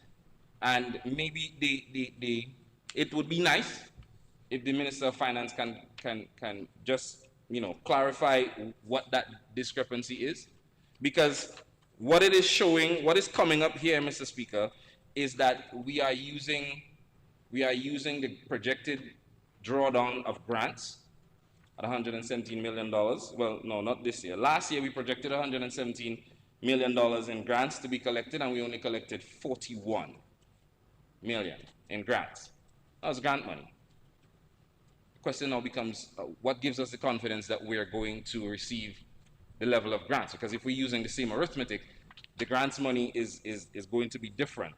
And maybe that's why the IMF's projection is different from us, because they were discounting the grants. They were not factoring it in as much as we are. And that obviously, Mr. Speaker, will change the figure. So maybe the Minister of Finance can just touch on that. Yeah, there's a lot, Mr. Speaker, and I know that time is running out. I would like to point out something that I think is very important. Between what we say and what we do. And the Ministry of Tourism and Ministry of Agriculture, in all of the Minister of Finance presentations, those are considered delivery ministries. Delivery ministries. Last year, the Ministry of Agriculture, the minister had eight pages that spoke to agriculture. What we plan to do, what the allocations were going to be. But when you match that across the allocation that was made for the Ministry of Agriculture, it was only 3.5% of the overall investment budget. It's even worse for tourism. Same amount, well, no, not the same amount of pages, but 4 or 5 pages talking about tourism. Of course, everybody believes in that. And we place a lot of emphasis on that. But the PSIP allocation for that ministry was only 0.58% of what we're talking about. Worse than that, only $2 million was spent. What I'm bringing up, Mr. Speaker, is that our rhetoric is not matching our energy. What we're saying is important to us. We're not putting our money behind it. And even still, with the limited resources that we're allocating to it, there's still questionable performance. And that is something we have to rectify. Because if that type of performance persists, We're going to have some issues reaching the goals that we set. We're going to have some issues reaching the targets that we're expecting to create the economic buoyancy that we talked of. Right? Mr. Speaker, with limited time, as I wrap up, I'd like to talk about a few things in the Marigot constituency. One, our seniors. 7 more minutes. Thank you, Mr. Speaker. Huh? Nah, I'm fine. One our seniors. The contribution of the people of Marigot to the development of Marigot and the Northeast and Dominica is undeniable. One of the things I've continued to notice is that I see too many seniors spending for themselves. Too many people who have worked hard in their youth, on whose shoulders we stand, they seem to be fending for themselves. I think more can be done to assist them in the area of housing, in the area of assistance, in the area of medical care, providing them with the aids that they want. Something has to be done. Because too many of them fending for themselves. And everybody knows what I'm talking about. And those on the other side murmuring, they have compassion for it too. It's convenient to murmur now. But all of us have to go to that road, Mr. Speaker. Because time longer than twine. Yeah? I'm saying we need to reach out to, we need to look out for our seniors. Are we doing things? Absolutely. Raising funds. I had a minister talking about Yes We Care. I want to see it more. I want to see it more.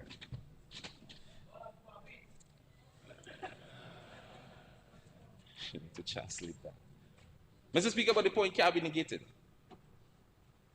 What I'm suggesting is that the Yes We Care can care a little more. Agreed. Thank you. Moving on, Mr. Speaker. On the area of youth and sports, I heard the minister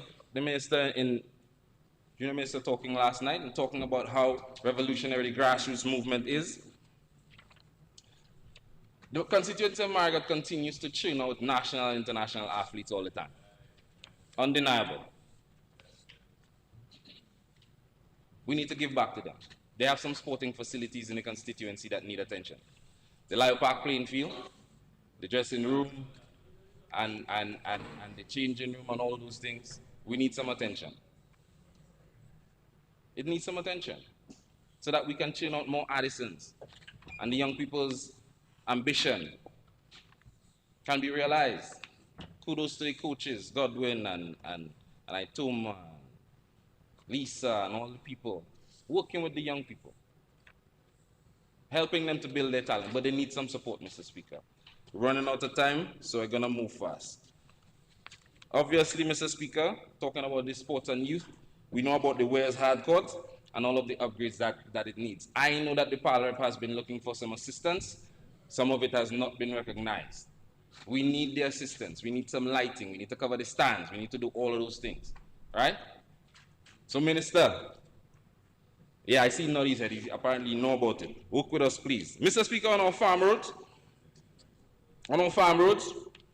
the rehabilitation is absolutely needed. And we can name all of the farm roads, but I know the Minister of Agriculture is very familiar with it. And I am sure that he has it on his docket. But just to remind you, our bread basket, we need it. Mr. Speaker, I love this. I love how this is going. The Minister of Agriculture does agree, say you know about it. Slope stabilization. After the trough of April 26, Mr. Speaker, a lot of things happened on the Northeast that are very frightening. In the Marigot constituency, particularly on the road leading to the main airport, there is a critical area that needs some assistance because the alternative road to the main road is being compromised. And the slide that is between there is compromising both roads. And if we don't put a stitch in time, we're gonna have a situation where both accesses will be compromised, cutting off access to the main airport. That is on the back street road, right next to the fisheries. Right there. Many other places, especially in North End, there's something going on in the North End community. Similar to what is happening in the Kalinago territory, where we're seeing large areas of land sliding all at once. There are people's homes, land, roadways that are being compromised because of this. And it definitely needs some serious attention. I wouldn't go into naming all of the areas, but we know them, and for posterity we can look at them. On the matter of roads, Mr. Speaker, on the 19th of January, I wrote to the Honorable Prime Minister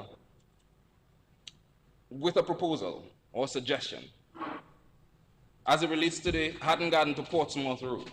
New project, I'm assuming still in the early phases of the project, suggesting that this is an opportunity for us to mandate inclusion very, very early into the project, particularly for our truck drivers, heavy equipment operators, and our skilled men in construction.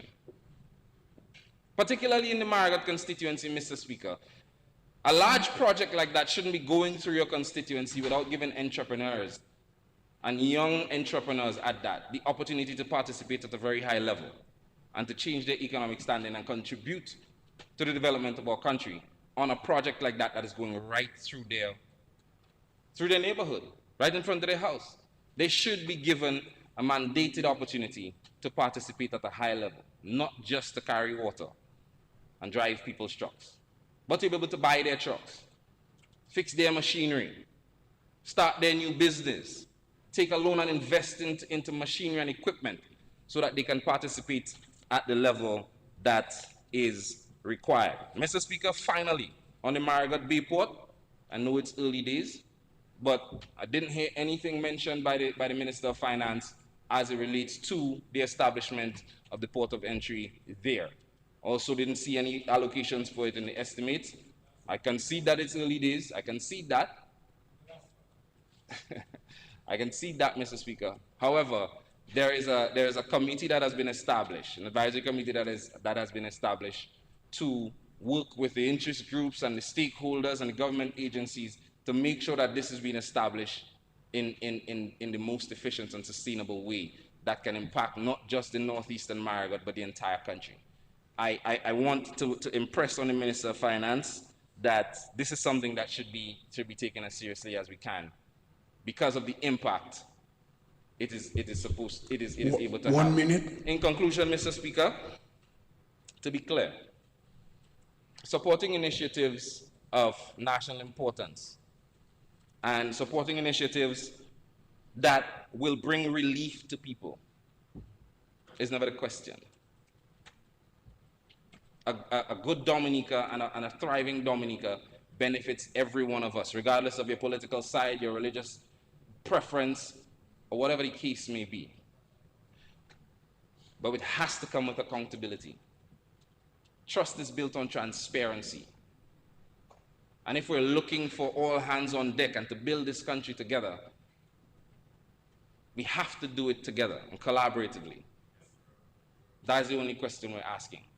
I look forward to some of the questions being addressed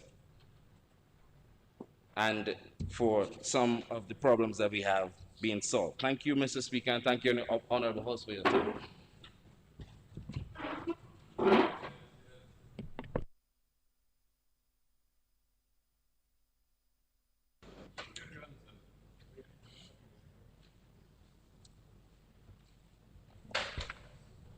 Yes, Honorable Roy, you are going to deliver? Yes, Mr. Okay. Speaker. You are recognized. Thank you, Mr. Speaker. Yes, so you may proceed. Thank you for the opportunity to present, and for the record, I just want to place my full support to this budget. I think that is one that was crafted to reduce, to assist our citizens with the cost of living, and it can only take a government, Mr. Speaker, who cares for people, that can carefully craft a budget that Honorable Paris could not find any fault on. So when he was struggling trying to get something negative, he resorted to say that we're not taking care of the citizens in Marigot, which I find is very unfortunate. of the senior citizens. That's very unfortunate. Yeah, I'm not too sure if he's aware of the non-contributory pension that the over 65 are benefiting from, and even the free health care for over 60, and of course the Yes We Care, which every constituency is benefiting from. So I think, Honorable Paris, you could have done better than that, but having said that, I'll move on to the meat of my discussion this afternoon. But firstly, I want to say good afternoon to the people of the Cottage constituency.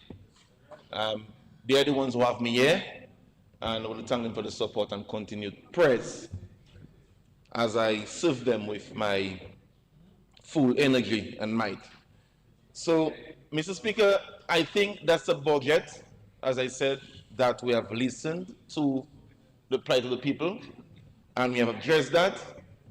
And no wonder, that this Labour Party government is in power for 26 years, because we are listening and will be there for many more years to come, because we are a government that responds to the needs of the people. So it's not by chance or by luck. It's by good policy and by listening to our people. We always put measures in place to address that. So, Mr. Speaker, a lot has been said about cost of living yesterday, today, they'll say tomorrow about cost of living. But we need to put that into context. And we cannot divorce agriculture from cost of living. So anytime we speak cost of living, we must speak food production, Mr. Speaker. And I will hasten to say that on most of the talk shows, so some of the opposition pressure groups, they would say nothing is happening in agriculture. But sometimes I really try to understand why. Maybe we are not seeing too much on our side. Maybe we need to increase our PR at the ministry.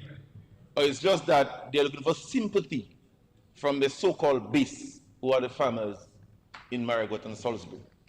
However, today I just want to set the record straight, Mr. Speaker, but to put it into context, I must look at the evolution of agriculture in Dominica, Mr. Speaker, so we can understand where we were and where we are and where we are going, Mr. Speaker.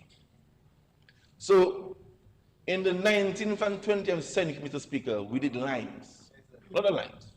We were the world greatest exporter for limes and the lime oil. We had big estates in Sufuye and around the country, shipping to the US and the UK. Even that, Mr. Speaker, after they got alternative substances to replace that and market pressures, we lost the market. But during that time, we had to move to cocoa and vanilla. Good quality, premium price on the UK market, across the globe, it's pending time. And again, market pressures, competition from other countries, we lost the market. Late 50s, early 70s, we moved to bananas. Banana was king in the 80s, early 90s. I think in 1989, banana would have contributed with other commodities about 100 million to the GDP, which was equivalent to around 24% to the GDP. Even that too, because of loss of preferential treatment, and again competition from the Latin American countries, we lost our market share. But we warned that would have to diversify.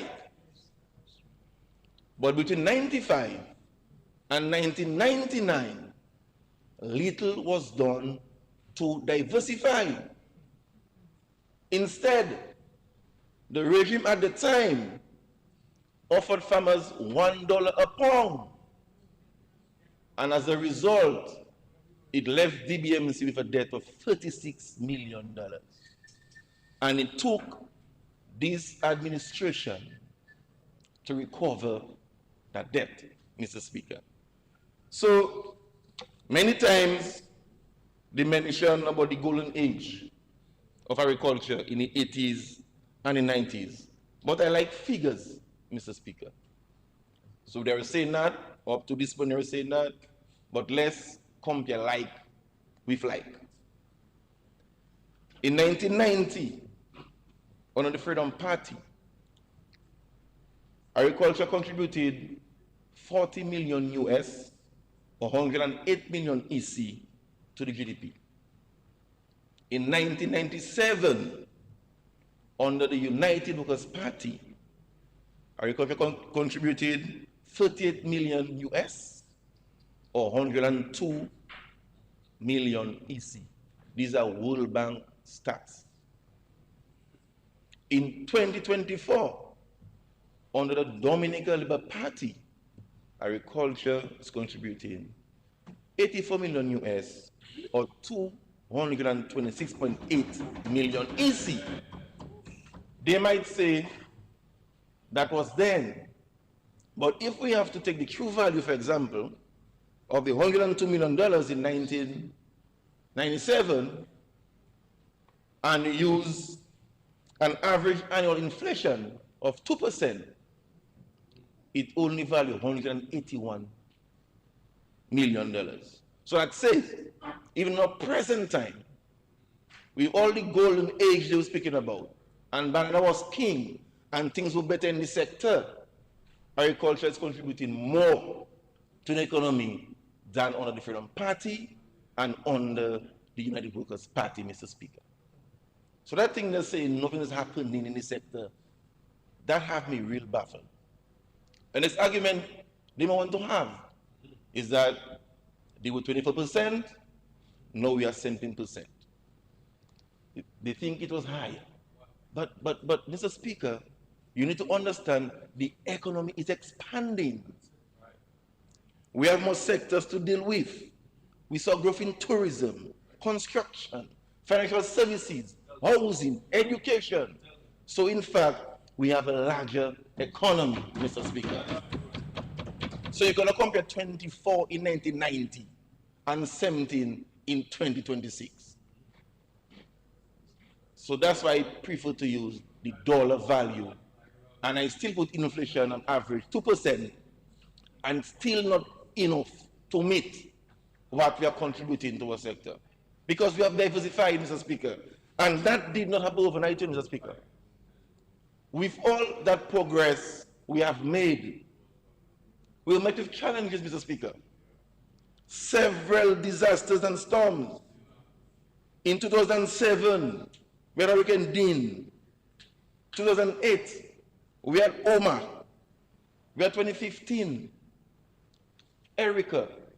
2017, we had Maria, Mr. Speaker. Coupled with that, we were plagued with pest and disease. Cases of virus, black sigatoka, the greening disease. Now the leaf are yellowing in the coconuts, and the leaf goes on. On top of that, we are battling with climate change, Mr. Speaker. More ferocious winds and storms and hurricane, even drought, things we never used to get, Dominica. We have a long period of dry periods where we can't even grow any crop, affecting production. So climate change is real. In the 80s and 90s, we were not experiencing that. So banana could be king. But now we have to invest. Every time we struck down, we have to invest and bounce back. But the sector still remains standing, Mr. Speaker, because of the investment we have been making. So after Hurricane Maria, Mr. Speaker, we didn't just sit down and say, okay, we're dead. We stood up, we washed our knees, and we said, we are going to put a strategic plan to revitalize the sector. Build on 3 pillars, Mr. Speaker. The first phase was recovery, then we moved to transformation, and now we're experiencing the growth, Mr. Speaker. So let's start with recovery. Dr. Anderson gave a nice history yesterday. So today, I'm the deputy lecturer of history. So it's my turn. Let me use a nice history now. When Hurricane Maria passed, Mr. Speaker, just to provide seeds, planting material, equipment, and other tools, and other fertilizer, to ensure farmers can bounce back quickly, that cost the government $36.1 million, Mr. Speaker. All we're giving to farmers for free. That's why we're able to bounce back the sector so quickly. In a matter of weeks, we're able to harvest lettuce and other vegetables, Mr. Speaker. Lest we forget, the banana and plantain sector affected because winds can just devastate their area because they are very, very soft crops that is very vulnerable to winds. We imported tissue coffee plant from France, 20,000 bananas, 25,000 plantains. That cost us over $1.2 million, Mr. Speaker. Just like the main roads and other arteries, every feeder road in Dominica, all of them were affected. We spent $30 million rehabilitating feeder road, creating access so farmers can get to the farm. We must not forget that. We are still in recovery phase. I must mention the Kahom Bridge, which was completed as well. It was gone since Tropical Storm Erika. Nobody said that. But I think it was done too silently. So farmers now can access Kahom through Meru. They couldn't have done that after Hurricane or Tropical Storm Erika. So that's the investment that we're making. We did a road in Niba, and we continue to do feeder roads every year. As you observe, we add 2 under budget, so incrementally we can address all the feeder roads. So this financial year, we'll do Newfoundland, and then we're going to do Modest Feeder Road in Casibros, Mr. Speaker. All the pens for poultry, for pigs, rabbits, small ruminants were destroyed. We don't just tell the farmers to build back on their own. We spent $7.9 million, Mr. Speaker, giving contracts and buying material to build back all the pens that were destroyed so that we can produce meat to ensure protein security and to support the abattoir that we have newly constructed, Mr. Speaker. So that's the work of our current government. We don't say us cry die. We need to remember that. Remember, we're still in recovery phase. Down to livestock feed, we have to purchase. There was a time, not just because of the shortage of what Maria caused, some vessel could not dock, I think was the Giz boat because of the sea swells, and the suppliers do not store more than 3 weeks worth of feed because they can go quickly. We had to bring in feeds from Guadeloupe, all to the cost of the government, Mr. Speaker. The government can easily say that's not our business because we are not the suppliers, that is a private sector initiative. But because of the current government that we are, we stepped in and got feed from Guadeloupe. We called one of our partners and they brought a whole bag of animal feed to ensure that our animals could have been fed, Mr. Speaker. We're still in recovery. Mr. Speaker, we still on livestock production. The Central Livestock Farm was totally destroyed. We have to build it back because we must ensure that we have proper genetic pool to supply to our farmers. So we did that. We spent a few millions there. And in addition to that, we have a contract approved to bring around 80 heads of small ruminants and rabbits so that we have some proper breed at the station so we can do crossbreeds and provide to our farmers. So by somewhere October, we'll see a shipment of some live animal which will supplement the artificial insemination that we have introduced on island, Mr. Speaker. So we are doing what we have to do. So they can talk. I like the conversation on the radio of this happening. We don't only focus on crops and livestock. We look at fisheries. We procured over 104 outboard engines to the farmers, or the fishers, beg my pardon, to the fisher folk, free of charge. We give it to them so they can restore their livelihoods, go back on the sea, catch the fish, and bring in fish for people to ensure protein security again, Mr. Speaker. We don't say the engines were enough. we build and provide 54 fishing vessels, Mr. Speaker. 54. One vessel worth between $25,000 and $65,000. So do the math. One vessel will be the cheapest is $25,000, most expensive is $65,000. All built by local contractors, Mr. Speaker. All the money is still there. We are still in recovery, Mr. Speaker. You know, so sometimes when I hear them kind of thing, they'll hit me. You have your side, hold your side. But if it's good, say it good. You know, that's why God was punish people. Sometimes we can be ungrateful because sometimes people that are benefiting, they are the ones benefiting in silence. And I mean, we can't even say we cannot call them. They are the ones who are propelling this kind of information.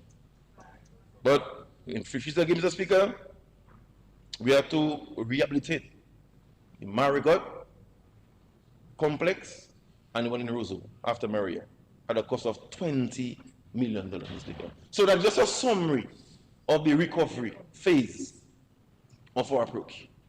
So if you look at transformation, Mr. Speaker, that is what the business starting transformation of the sector. Something they thought that would never happen in Dominica. We no longer have to import tissue culture plants because we have our own lab in Portsmouth that is producing tissue culture plants, Mr. Speaker. Thanks to the government of the People's Republic of China for providing a gift to the government. And we are doing well, Mr. Speaker, we have some young guys down there, headed by Dr. Trevor Douglas. Again, I'll tell him that in public. I'll congratulate him because he recently received his doctorate. He's doing very well. Young men and women that are doing the cultures at the lab. So far, yes, they have produced over 17,000 pineapple slips, Mr. Speaker. They've done over 19,000 of the dashing slips. Banana plantains, they've finalized all the protocols, and we're working on 20,000 plantains and 5,000 bananas. And they're not only doing stuff in the lab, we are collaborating with CADI because the facility is like a research facility, and we're doing work in other areas on the field. So, for example, off-season white potato, something PM always speak about, we brought in 9 varieties. And we all know, so we are in trials to ensure that when the real variety that we import is done, we can plant off-season all during summer. So that means we're going to have a white potato year-round, Mr. Speaker. So now we're in the trial phase, and they're getting some good results. We are introducing 2 new varieties of sweet potato, and we have introduced 2 new varieties of dashing. And that variety of dashing, you get a bigger come size, it comes quicker, and it reduces your cost of production because of the foliage that it produces. So we're doing travel cardi, and they're doing very well. In addition to that, there are 2 diseases in root crops that are affecting us. The Tanya yellow bean disease, and we have the yam rust.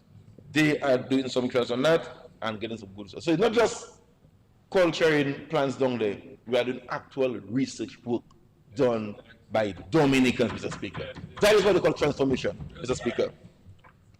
In the lab as well, we have what we call a seed storage facility.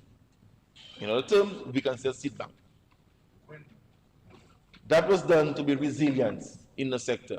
So if you're struck by a storm, we have them seeds in local terms in a bunker. They cannot be destroyed. So next day, once roads are clear, we can go in and give farmers seeds. So we can start back planting one time.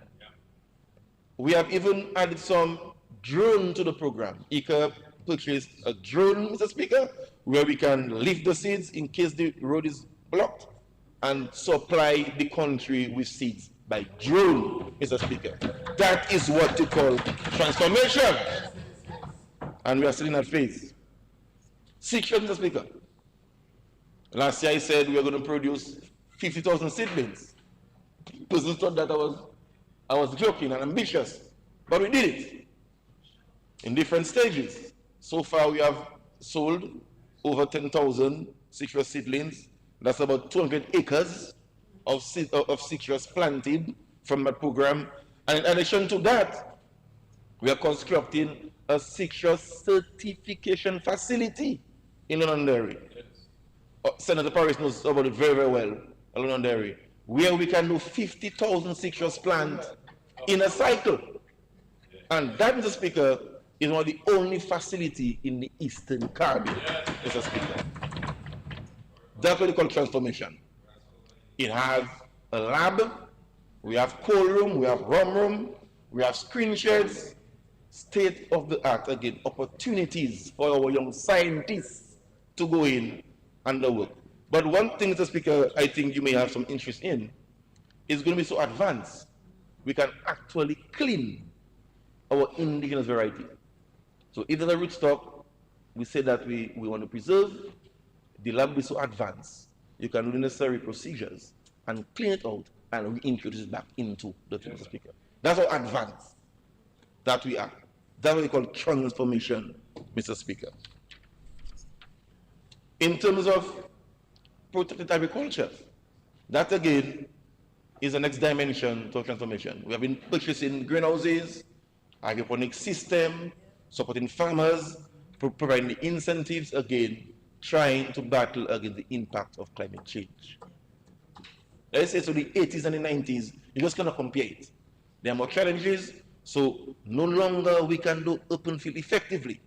So we need to support the farmers to put investment in to grow the crops under conditions that are conducive so we can maintain our production. And that is tied into supplying the high value vegetables or crops that the member for Salisbury spoke about in the presentation. So what we did, Mr. Speaker, we did an assessment in all these markets, with Church, SMAT, Fresh Market, Ethel, and we found out the crops that are imported, like the cauliflower, the cabbages, sometimes tomatoes, broccoli, and the quantities. And they were saying, okay, if we can get that consistently with the desired quality, we'll not have no need to import. So we have targeted farmers around the country, supported them with the sheltered structures, like the greenhouses, and support them to bring in the parts for the hydroponic system. Our guy Vince Morgan is doing very well between Masak there. He's an expert on that. So now we have seen already a reduction in the importation of high value vegetables. For example, just cherry tomatoes. Yes. We no longer import cherry tomatoes again. And that's been done by one supplier, Mr. Vince Morgan. I must shout him up, Mr. Speaker. So even open irrigation systems, we spent over $2.5 million providing farmers with water tanks, drip lines, water pump, automatic irrigation systems, timers, yes, automatic timers, solar as well. We gave that to farmers for free.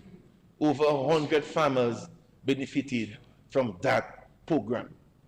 And we have already seen the difference in the supply of vegetables through that program, Mr. Speaker. So, there's nothing happening. I feel a little funny when they say that, man. The abattoir, Mr. Speaker, a brand new abattoir, $6.4 million, Mr. Speaker. So we've done a new chicken abattoir, and we have rehabilitated the pork section.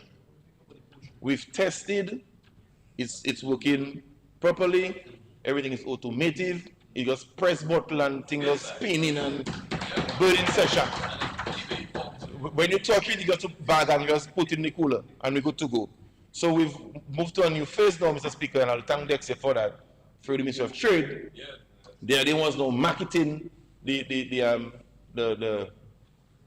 chicken, they pay the farmers, and they will sell the chicken. For example, when we did the first trial run, the farmers delivered on Wednesday the chicken. By Friday, they had larger shesh, dry month. So now farmers now ready, between race now to produce for the abattoir. But what we have done, we also put a production component at the ministry to the abattoir. So we've so far identified 30 farmers, that is broiler farmers. Each of them will do 1,000 birds, and will support them with the chicks, with the feeds, to make sure that they produce for the abattoir. And they're given a folder, with a portfolio, when to feed, what time to do that, when to give vitamins, everything. So in 6 weeks, we have our birds same size. So the feeding ratio, everything is there. Because we're talking about standards. If you walk into the abattoir, it was set up based on international best practices. So we want birds the same size, come with 5 pounds, is 5 pounds. You bring it the Wednesday, in 2 days you get your money. The extra selling that in 2 days. We have to make a special harvest and slaughter this week because the demand for that chicken is so high. You know, so we are doing well. We are doing well, Mr. Speaker, in terms of that. And the production component of it, it's start kicking up and everything. Farmers are excited, involved, and will continue to support them. Similar will be done for the pigs. The support we'll give them when the pig component is ready for slaughter, Mr. Speaker. So I'm happy for that, Mr. Speaker. But for livestock, we did not stop there. Looking at the entire livestock value chain, we saw one component missing. That was the provision of animal feed. You know, sometimes we need to lift in for private sector, but we're government, we cannot wait all the time because we have to make sure farmers are happy. So we have to intervene. So now we are constructing an animal feed mill, Mr. Speaker. The shed is already rehabilitated at Longhouse. The mill is on site in the shed. Now we're just waiting for the contractor to bring in the technicians from India to install. And then we're going to go out to invite the private sector now to the PPP to run that feed mill. One thing I will say about the feed mill, we want to incorporate some local elements to it. So we've done with cassava, we've done the growth rate, it's giving some good result, so we can use it as a starch base to incorporate in our feed. So what it does now is going to open some more avenue for farmers now to even plant more cassava to provide to the feed mill, more work for farmers, more in their pocket. Everybody happy, Mr. Speaker. Another area we give a lot of focus on last financial year is apiculture. That's our bees, our farmers who do bees, apiculture. I remember once Mr. Speaker was at a OECS ministers meeting and some consultant came in, and when he gave the stats of the OECS islands and the number of hives that the countries have, and I said, Dominica at the bottom. I said, no, we have more flora than all them countries there. Yeah. St. Lucia has X amount, Grenada has that, St. Vincent, even St. Kitts. I said, what, boy? No. Immediately, when I came back, I said, the policy with the ministry, we are going to double our number of hives. We were 600. I told them we're going to give 600 more last financial year, and we need it for free to our farmers. And the upcoming financial year again, we're going to give them like 600. Yeah. So at that time, we'll surpass the number of hives in OCS. And in addition to that, we provided all the bee farmers with gears, the coat, the smokers, honey extractors, all that for free at a value of over $1.5 million, Mr. Speaker. Yes. And it has yielded results. We've seen international recognition for quality of honey. We receive awards around the world because of the honey that we produce. So we must support a sector, I think, that has huge potential and will continue to provide support to our apiculture farmer, Mr. Speaker. In reference to agro-processing, that's a sector I have close to my heart as well. We would have seen the increase in the number of agro products since Hurricane Maria. Quality stuff. Packaging and labeling is international standards. You will see them on the shelf on all local supermarkets. But that didn't happen overnight. That was hard work. We have sessions, we trained, and we spent plenty of money. We spent $4 million, Mr. Speaker, last financial year, providing grants to the agro-processors to make sure that they can increase production, put food safety measures in their facilities, and on top of that, we still provided equipment like industrial blenders and other stuff, stainless steel tables, and I can tell you they are very, very happy with Mr. Speaker, and we're seeing the results on the supermarket shelf when you go shopping, we can buy local. I want to encourage everybody to continue to provide that support to them by just buying their products so they can invest back into the businesses. But then, Mr. Speaker, we think that we can take it to the next level. I spoke about the cottage types industry. You know, kitchen, you know, a little thing. Cottage type industry, yes. But we need to commercialize that. Scale it up, Mr. Speaker. So that's why in this budget, you will see we have $1 million to commence the establishment of a multi-purpose agro-processing facility. And we've seen that as a big contributor to assist us in achieving our goal of 700 million contribution to GDP by 2030, Mr. Speaker. That, we have done a lot of work. We have done a feasibility study. We have designs. We have costing. We have estimate. We're working very closely with Ministry of Trade and Foreign Affairs to assist us. We have already identified a location to have that established, and we'll provide more information at the right time, Mr. Speaker. But that, we're very happy for. That's taking this sector to the next level. And in addition to that, again, under the DOMCREP, a sum of about 520 farmers again will be supported for agro-processing, in addition to what we have done already. So our processors are in good hands. We are going to do well, and then we are going to export, not just for domestic purposes, but our interest and our goal is to put our locally manufactured and produced goods on shelves for the region in the US and the UK. And our airport, Mr. Speaker, will assist us to do that. So, Mr. Speaker, as I move on, we had some issues at the ministry with mechanization. And again, I want to thank the government of the People's Republic of China, who provided us with 28 pieces of tillers, tractors. We even got a mini excavator, Mr. Speaker, in that mix. And last white potato season, we saw a huge difference. We had no issues to till lands, and our farmers did well.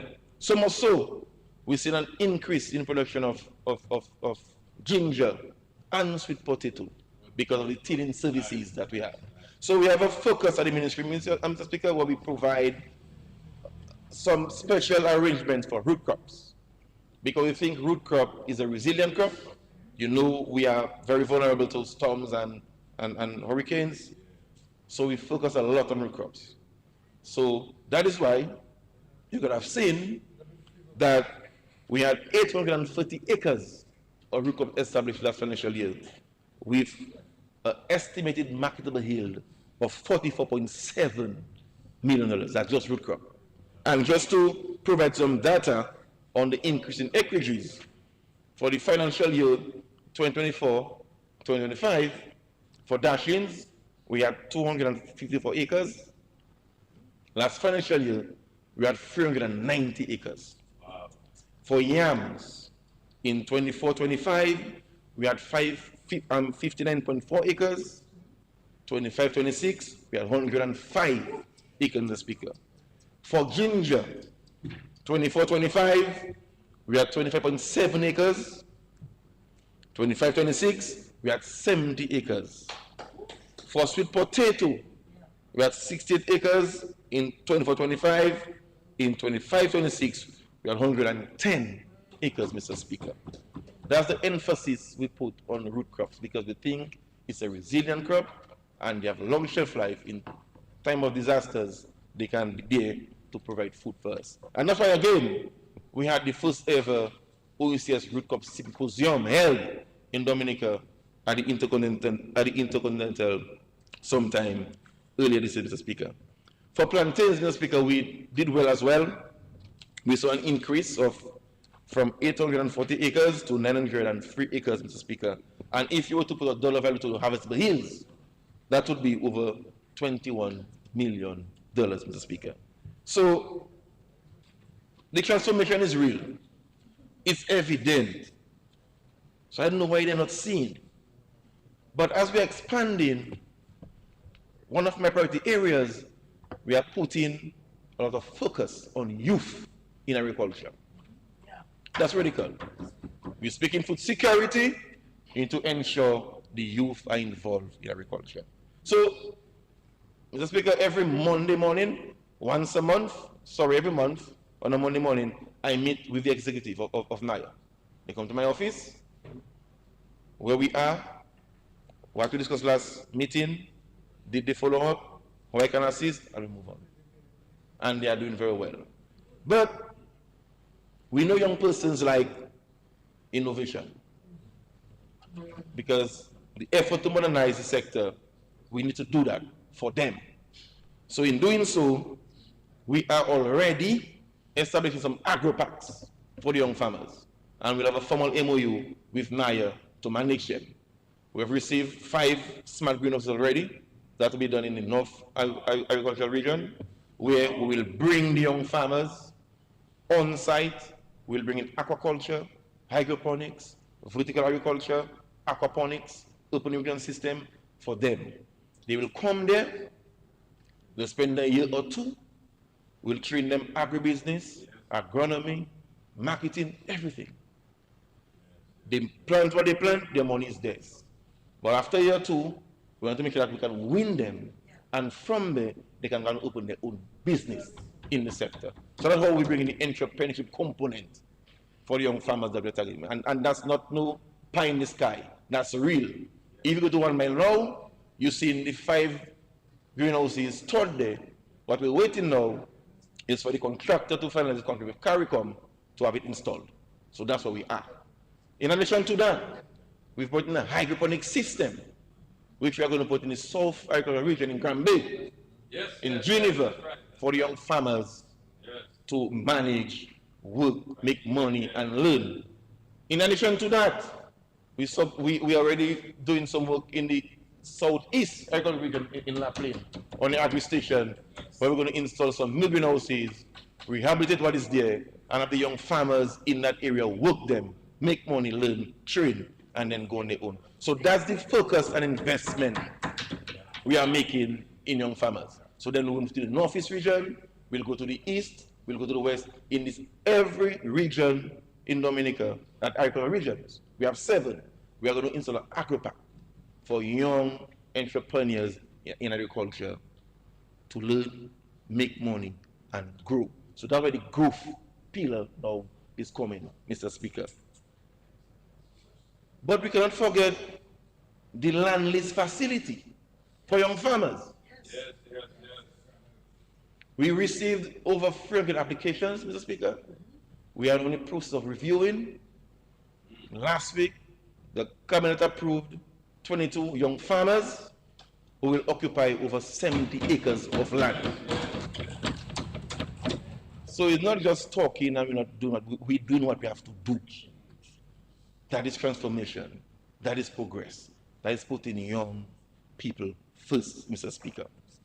So the land list, as I said, is ongoing. Every week we review. But what we found very interesting, when Land and Service did the assessment, they found over 171 lots occupied on state land. And that was equivalent to over 540 acres of land occupied. So what we are doing, we are not going to run them, we are going to regularize them, Mr. Speaker.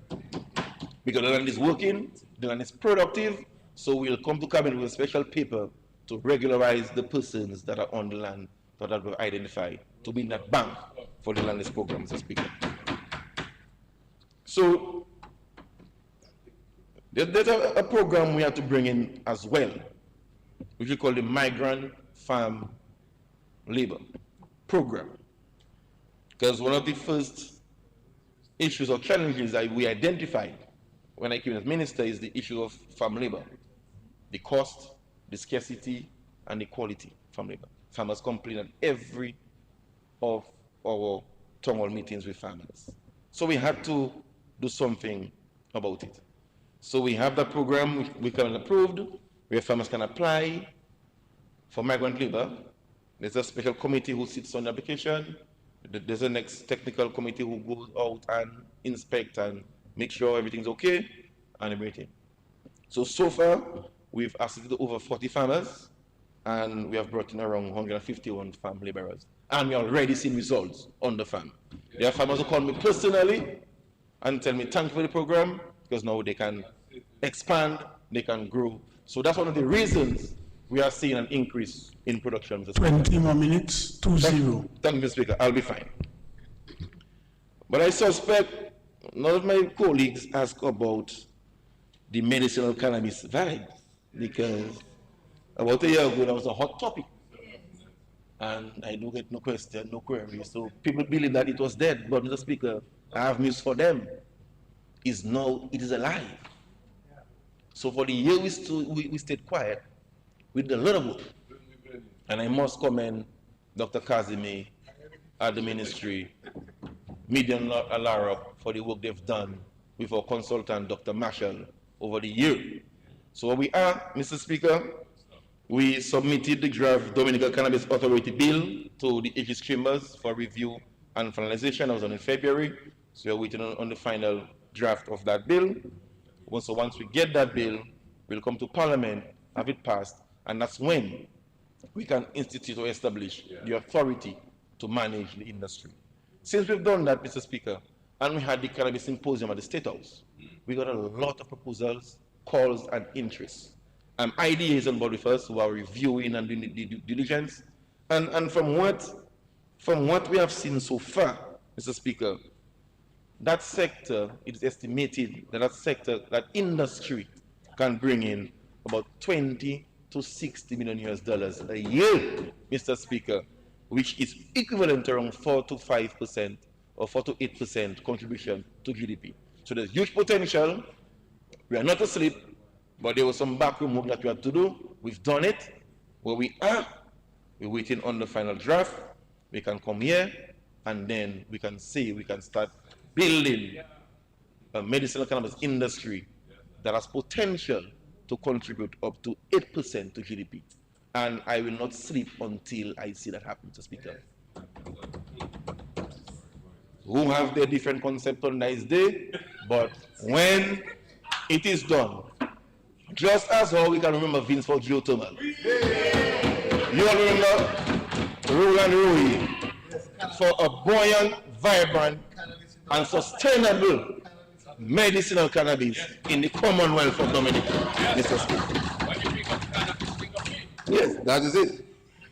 And I've told them all that, Mr. Speaker. We spoke about the infrastructure, the systems, the support, the input. Mr. Speaker, we are very vulnerable to climate. We need to have that insured, Mr. Speaker. Yes. So that is where we saw the birth of the agricultural farm insurance. We cannot leave our farmers exposed. True. Agriculture is a very risky investment because of the climate change and storms and winds and drought and excessive rains. So we have a $1.5 million in the budget that will go towards a policy to protect our farmers, creating that safety net for them so that they can invest in confidence, Mr. Speaker. So I'm so happy for that. We are in discussion with Ministry of Trade again, and next year where we came up with a model where the farmers can be protected and the government can benefit. If we look at in 2024, Mr. Speaker, when Hurricane Beryl hit Grenada, the May of that year, they invested $500,000 in a policy. They get struck in the July, and they were paid off $3.5 million. The policy that we have discussed and actually negotiating is about $1.5 million for the policy. If we are to have a diameter of the storm from Dominica, the distance about 25 to 50 kilometers, and have some excess rainfall, we can get paid out up to 8 to 9 to 10 million, Mr. Speaker. So that's the kind of negotiations we have been making for the past year. So you have a tropical cyclone with a radius of 25 to 50 kilometers with excessive rain, $1.5 million policy, we can get paid out between 8 and 10 million within 15 days, Mr. Speaker. I mean, in April 26, we had the trough system in the east affected Kalnago and Cassie Bruce. I led the team who did the assessment. I had my boots on. I was on the ground. I submitted the report, and the damage to crop and livestock was $3 million. We had to find that. But if we had that insurance, we'll have no headache to say we're going to get the money. They will pay off within 15 days. So that is what we're talking about, a government that is strategic, put people first, and we are securing or protecting our investment, as the title of the budget said, Mr. Speaker. So, Mr. Speaker, I can go on and on and on, speaking of transformation. But the part where I need to call on our citizens, private sector, investors, those who have money in the bank, even foreign investors, after done all that, we need the private sector to invest in the sector, Mr. Speaker. Government can do everything. We build abattoir, we build in feed mill, we do citrus that, we giving free boat, we giving free engine. How much more can we do? So we need persons to invest in areas that make sense. For example, we need persons to grow broilers on large scale. We need persons to invest in tiny houses that can do up to 20,000 birds. We need people to invest in aquaculture. We have markets we cannot supply. We need persons to invest in hatchery. When we are importing live chicks, one chick is $10.95 for a broiler. A layer is another price again, around $7.50 or $7.95. We're importing live birds. We have one in Salisbury, must command them, but that's not enough to supply the demand on the market. You know, so we just need investments in areas that are critical so that we can have a sector that's sustainable and less dependent on stuff that we're bringing in. So I'm calling again. We are putting $19 million in aid bank again at 3.5% increase again. We call on the public officers, the policemen, the firemen, all MPSCs. That's a good side gig. Get a loan, invest in the sector, and you won't regret it. Mr. Speaker, as I wind up, I really want to express my gratitude to my PS, Ran and Slem, our technical team. We have a very responsive director, Mr. Kian Stevenson, our teal projects, Dali Faloda, head of extension, Miranda Stevenson, and Dr. Kazimi, head of policy, Dr. Douglas at the lab, all the team leaders, second officers, administration staff. They did a wonderful job. Yeah. You would have seen it by the 95% that was disclosed by the leader of the opposition. So I'm grateful for them, and we wouldn't have done it without their support and persistence in achieving our targets. Our partners, FAO, ICA, OECS Commission, CARICOM, our Chinese technical mission, our Cuban technical mission, we cannot forget them. They were very helpful during the last financial year to ensure that we met some of our targets, Mr. Speaker. But as I wind up, I cannot not say hi to the people of Cottage constituency. Very supportive people, very patient people, very loyal people, Mr. Speaker. Cottage has been with Labour Party from 1995. Mr. Oscar brought that seat over and he has maintained it. I must commend him for that. So those are people that I cherish and I respect. We've done quite a bit for the past 3.5 years since I'm PAL-Rep for Cottage. We did a few infrastructure works that need to be done.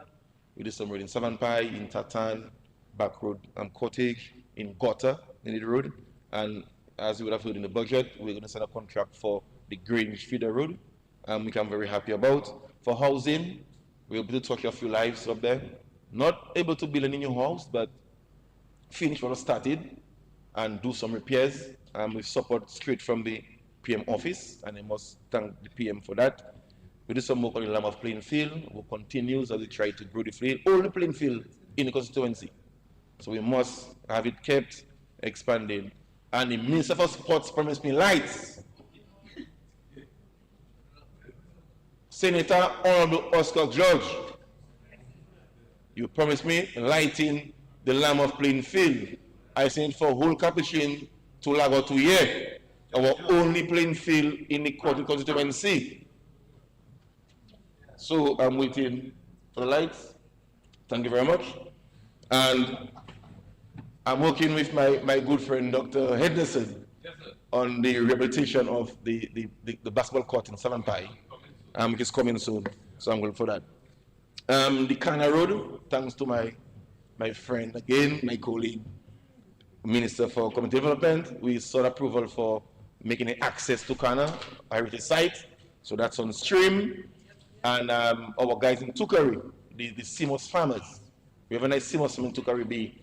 We got approval from the OSS Commission to build a CMOS processing facility in Tukari. Cabinet approved the acquisition of the land already. So we're waiting now for OCS to just start up and get that constructed. By end of year, that should be done. So I'm very, very happy for that. And of course, I cannot close, Mr. Speaker, without speaking about our marina. Me and the player from Portsmouth, we have it Lamoutier. Hafa, Shea. Yes, because you know all the boundaries fall. I'm so happy because upon completion, that's going to create over 300 full-time jobs in the north. A project that was spoken of since in the 50s and the 60s. Every government had the Cabris Marina on the manifesto. Only one government could deliver that marina, was the Dominica Labour Party government. I'm so grateful for it. When you say I drive up this swamp road, going to Intercontinental, and I look left, and I see that basin of water, Mr. Speaker, sometimes I feel so emotional. Yeah, because it's something that I grew up little yearn of. And now it has been realized. I'm so grateful for that. And it's going to bring some opportunities to our farmers. They can sell more to persons who have laundry, to the guys who have skills in carpentry and plumbing and electrical. So it's not just a marina, but it's the opportunity that the marina is going to provide for employment in the north of the country. Mr. Speaker, with that, in the Cottage constituency. So with that, I just want to lend my support again and reiterate my full support to this budget, a budget that's going to transform the life of Dominicans, and a budget that has responded to the needs of Dominicans. Thank you very much, Mr. Speaker.